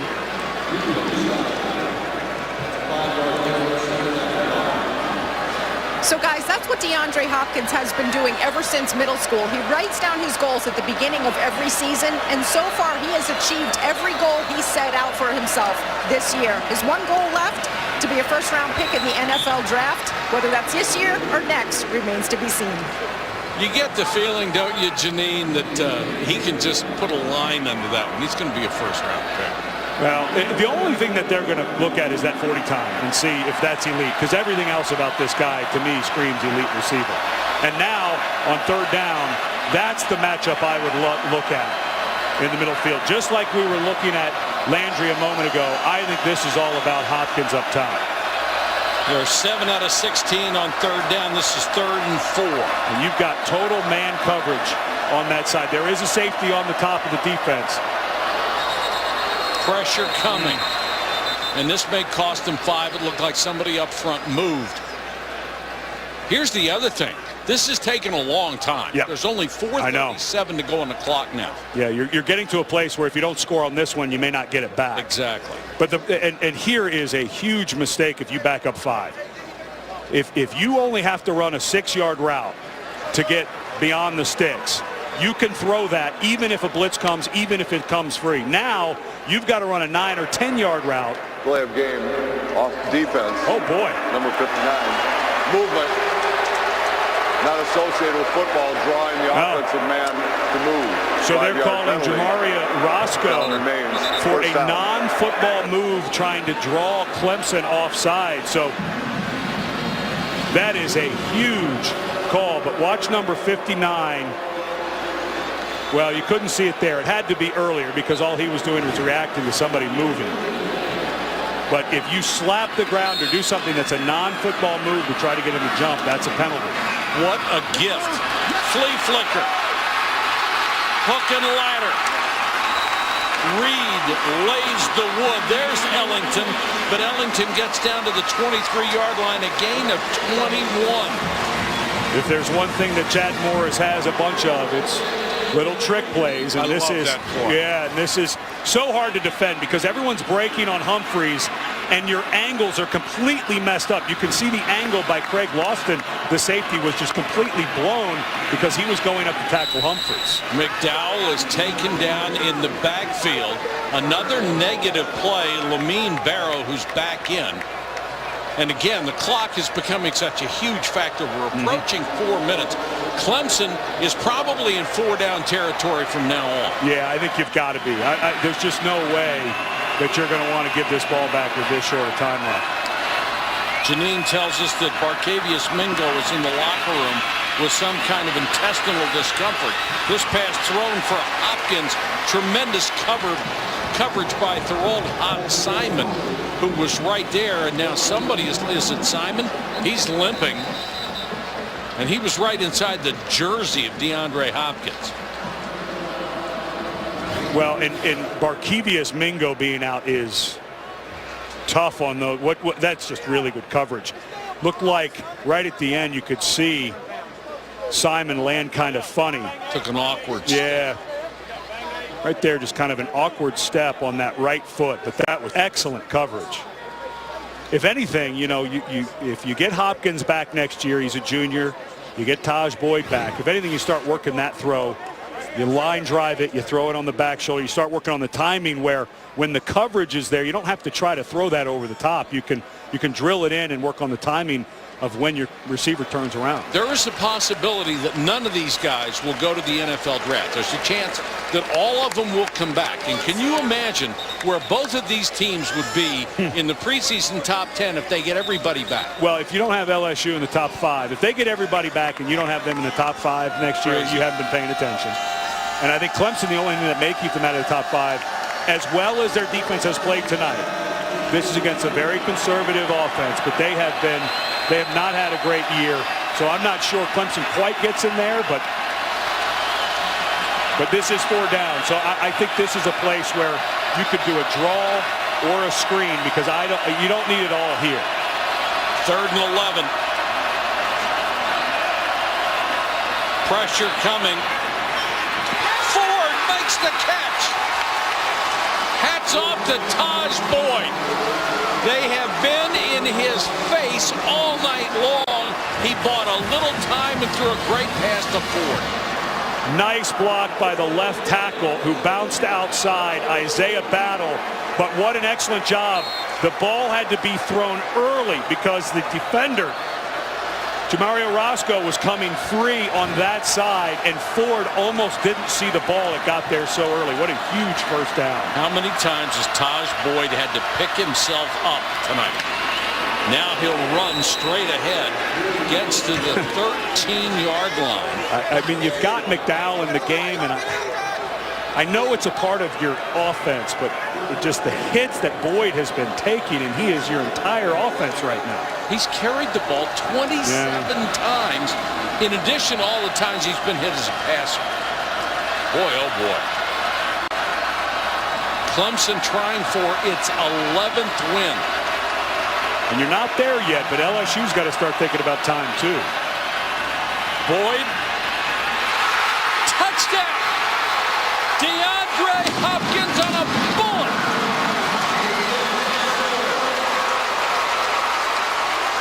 A 2-point conversion would tie it.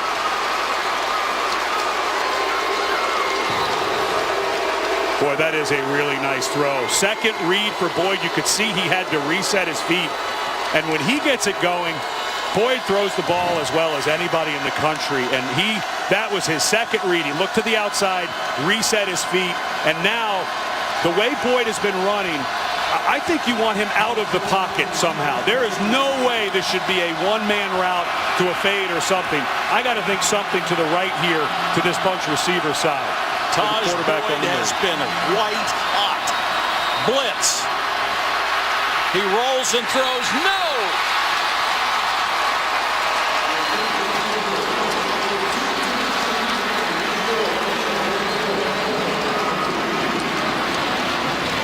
The lead remains 2. And give a ton of credit to John Chavis. He brings another blitz. The coverage is there. Quan Alexander did a great job from his linebacker spot chasing the tight end. So you got pressure and coverage. And 247 in the way your defense is played. I think you kicked this ball away. Nobody in the end zone for Clemson, and it's a little pooch kick. And LSU will have the ball up the 39-yard line. So LSU saw it coming. Beckham was one of the up men, and Ford was up near the 20. And the way that scoped out very well. And the way Ford has been returning kicks, I like this call by Clemson. Maybe you get LSU not ready for the pooch kick. And the field position, because of the way Ford's been returning, probably about the same as what you would have gotten if you'd have kicked it away. And now, for Clemson, it comes down to when do you use that first timeout. I think you do it after maybe second down. The theory, don't use it at the first, because if they pick up the first on the next play, it'll be wasted. Hill is the tailback. The blocker is Copeland. Clemson, everybody at the line of scrimmage, and they're going to throw instead. And they get it to Cadron Boone. Boone makes his second catch of the night. And that's a great offensive call. Great call. And you could just see there was no chance in the world Clemson was playing anything but the run. Exactly. Because if you study LSU for any amount of time over the last couple of years, what do you think they're going to do on this drive? Run between the tackles, a couple of toss plays, but they come out throwing a little bit, and now you can't use that timeout because you've got to assume LSU's going to get the first down. With 3, you could still get the ball back even if they do that. Yeah, you've got 2 shots at a first down, and Mettenberger wants to throw again on the run too high. Well, and that one, I think you got to run it. If you're going to throw it on you first. may have outsmarted yourself. Yeah, you got. I think if you go back to what you do and what the run, now you make Clemson decide. Say you don't get it. Do we use a timeout now? But that ball sailed. They had what they wanted. Landry's wide open, and he's been told stay in bounds. And all of a sudden, this Clemson defense looking for their 8th 3-and-out in the game. But I think, knowing Les Miles, this is going to be a run play between the tackles. You got to think that if you're Clemson. Mettenberger has hit only 5 of his last 13 throws. He had Landry wide open on the last one, and he wants to throw again. Has it batted down. Holy cow, Malachi Goodman, who has 3.5 sacks in a brilliant game, gets a block. And as it turns out, Clemson does not have to use a single timeout in that possession as LSU threw it 3 times in a row. Which is very unusual, but once again, it's the defensive front for Clemson. I know it was Goodman who knocked it down, but Josh Watson absolutely beat the right guard, Trey Turner, and Mettenberger couldn't set his feet. I'm not sure that play would have done much even if Goodman wouldn't have been there to knock it down. The 8th time they've got 3-and-out. Keene with that Australian-style end-over-end bounce, but it won't come back for him. It goes into the end zone. A 53-yard kick, and Taj Boyd, who has been their long-range kicker, has only made 1 this year.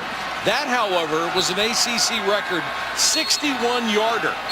So for Benton to have a chance, it's the 44-yard liner in. For Catanzaro at about the 36-yard line, they bring him in, and he's only been one of the most accurate in the country. And because they've got all the time in the world with those 3 timeouts, they can do whatever they want at the Clemson. Boyd, too high for Hopkins. And coverage by Simon. And just a minute ago, the head coach of Clemson, Dabo Swinney, went over to Spencer Benton. And I'm sure what he's saying is stay near me because we're going to have to make a decision on where the yard line is. But Benton, who hadn't been warming up, Catanzaro had been warming up into the net, had just gone over to start warming up. So depending on what can happen as an LSU player is down. The injured guy, LeVar Edwards. And remember, 3 timeouts, you've got a ton of time. And what a big deal that at the end of the game, Barkevious Mingo, as reported earlier, is out of the game. He's got a stomach ailment. He had a hand injury. But as well as Mingo played for stretches of this game, if you're an LSU Tiger fan, you're thinking, boy, it'd be nice to have number 49 for this type of drive. And for Clemson, because of a blocked extra point by Benny Logan, they were in this position where they're down 2. He got penetration against Kaylon Davis. And if you can back an offensive lineman up a couple of yards, you can block an extra point. And we were talking about, will Clemson be chasing that? Well, they're chasing it right now. Kevin Minter, what a defensive game he has had for LSU. All SEC second team has had 19 tackles in this game. Count it. 19. He had 20 against Florida. Second down. It's all on Taj Boyd now. Again, too high. Same route, same pass, same result. Hopkins covered by Thorold Simon, and all at once Taj Boyd can't connect. And that is the second ball that's floated on this same route, but I think this is pass interference on number 24. Yeah, you've got to call that. The hand went up to the face. It turned around the receiver, and if Simon doesn't make that contact, that's a catch that number 6 makes 10 of 10 times. 4 down territory, obviously. 1:29 left, and all 3 timeouts available to Clemson.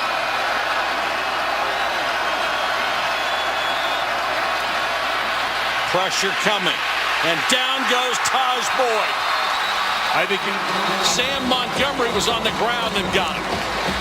And I think this, I just don't think you can punt this ball away. You got to call the timeout, which is smart by Clemson, but you've got to go for it here. There's just no way you're going to get this ball back. You're down to 2 timeouts, and the way the math works out, LSU would only have to take knees, so you have to go for it here. Well, now that you've used the timeout, you could have made the decision to punt if you don't call this timeout because you've had all 3 left. But the clock would have run and gone under a minute because they wouldn't have got it stopped.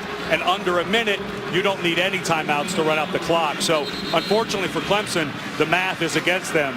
And now, because once again, the LSU defensive front has stepped up and made another play, minus their top 10 if he comes out pick in Mingo, now you're in a position where if I'm John Chavis, I'm bringing some kind of pressure. I may play zone behind it.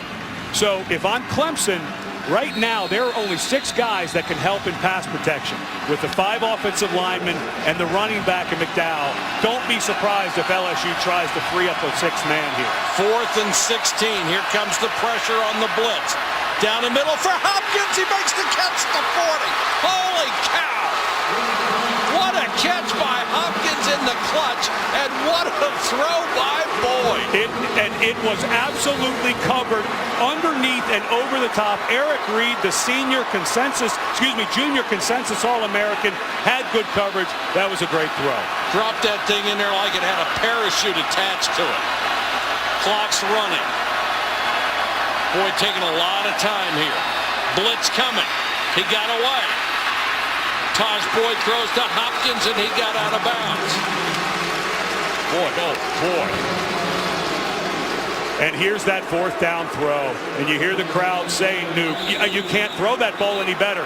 The only mistake Reed makes here is he never turns to find the ball. And it was because he got stuck a little bit, and another LSU defender is down. They're starting to lose some guys up front, and now Dabo Sweetie. But that throw, the only mistake Reed made on that was he reached out and he didn't quite make contact. And Hopkins ran by him, and Reed could not quite recover. But that was a nice throw. You see the back of the helmet. Quarterback got that ball out. DeAndre Hopkins out of Central South Carolina has 178 receiving yards tonight. That is a Chick-fil-A Bowl record. Boy, you would hope so. 178 yards receiving. And this is a 45-year-old bowl game under different sponsorship, of course. But they've been here for 45 years. A lot of good ball clubs have played here. A lot of great receivers. And DeAndre Hopkins, he is just every bit as good as advertised. He has had a brilliant year. Remember last year when Sammy Watkins had 1,219 yards receiving? Well, DeAndre Hopkins coming into this game had 1,214.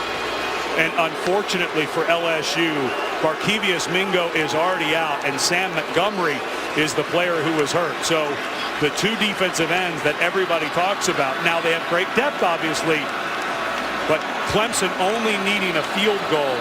They're in pretty good position. Pick up the huge 1st down on 4th and long, and now LSU down 2 of their best pass rushers. For Clemson, this will be play 97 in this game. You don't think LSU's defense is gassed? Boyd again, Hopkins. Reed was there in a flag. And Reed is hurt.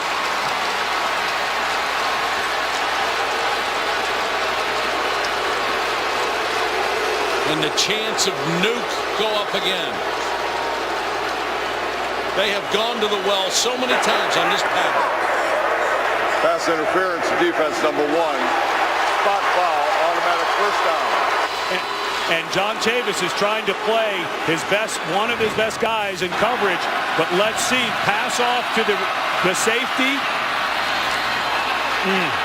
I'm not sure. You know, that's frame by frame, and it's so easy to call that, but that was awfully close to not calling that. Pass underneath to the 39-yard line. And now wisely they will take a timeout. If you're going to throw that pass, if it doesn't get out of bounds, you're going to burn a lot of time. And now for Clemson, you are inside. And I know that Spencer Benton is only kicked 1 for the year, but it was a 61-yarder. So you're in that range for Spencer Benton, your long field goal kicker. But really the guy you want to get to is inside the range of Catanzaro, a guy who's only missed 1 all year. And that's going to be, you get right to the 30, and you're starting to feel very comfortable about Catanzaro going out. Yeah, I don't think anybody on the sideline right now is saying, let's send out the field goal team and end this. No. Now for tonight's Capital One Player of the Game, it's the ACC Player of the Year, Taj Boyd, 34 of 48 for 324 yards. He has also run 28 times. He's just taken a beating and hung in there all night long. Got to be one of the great games of his career. Pressure coming again to the sideline, and it's Hopkins again. Holy cow, what a game these two guys are having. Well, and Thorold Simon is playing off like they're trying to stop a touchdown. That's just way too much air when a team needs 8 or 10 yards to feel comfortable about being in field goal range. That's just way too much cushion. You've got to be up on number 6 in his face in this situation. And now for Clemson, you're inside Catanzaro territory. I wouldn't do anything but run the ball with McDowell or Ellington and try to pick up 4 or 5 more yards. They'll throw the slant inside the 20 to the 17-yard line. Now, Clemson has the upper hand. Now you're looking at where does the kicker want the ball placed. And for LSU, they are stunned with 2 timeouts. As an LSU player, I believe that's the safety, Craig Lawson, down. But LSU with 2 timeouts, they're frozen. They're a little bit deer in headlights because at some point, you've got to start thinking they're going to make the field goal and then they're going to kick off. Well, if this clock is at 0 when they kick it, game is over. So LSU, I think, got caught a little bit. I think they got put on their heels in a way and didn't even think about the fact that they kicked the field goal. We're going to have no time left on offense. And think about this. It's at 100 plays that the Clemson defense has been on the field. The LSU defense, yes. The LSU defense. If you're a defensive player in 100 plays, you can't have anything left. No.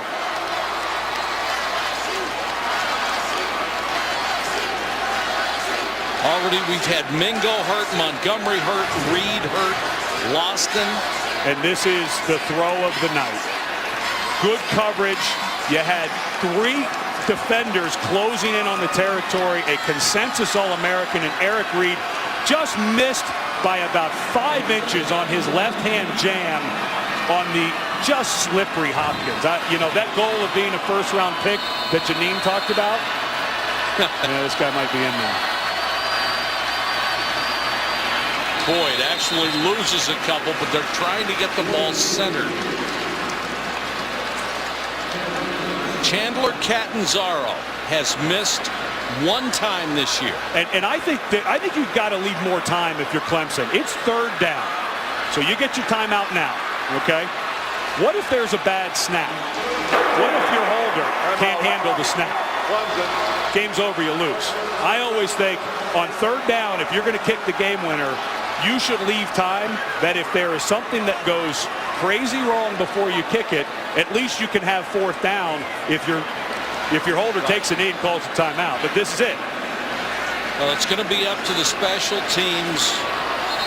Michael Sobeski will be the snapper, Spencer Benton the holder, and Chandler Catanzaro who has made 17 out of 18 field goals this year, will try from 37 to win it for Dabo Swinney and the Clemson Tigers. And remember, it was push in the middle of the offensive line that got the PAT block earlier in the game by Benny Logan. So watch how much push the white shirts get in the middle.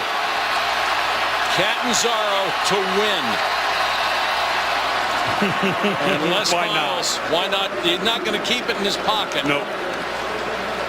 Calls time to try to freeze Catanzaro.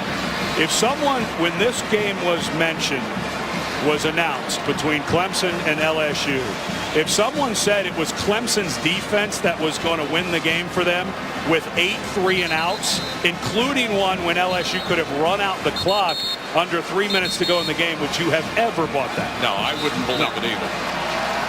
But they have. They have played exceptionally well on both sides of the ball. Number 14, Clemson, trying to knock off number 8, LSU. Barring a penalty, this is the final play of the game and the one that will decide it. Catanzaro for the win. Got it!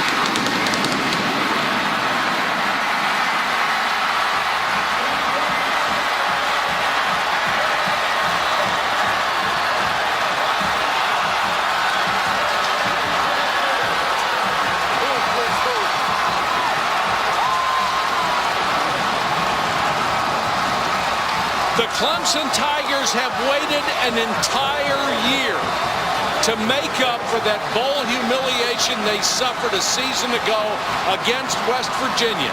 Tonight, they made up for it and then some.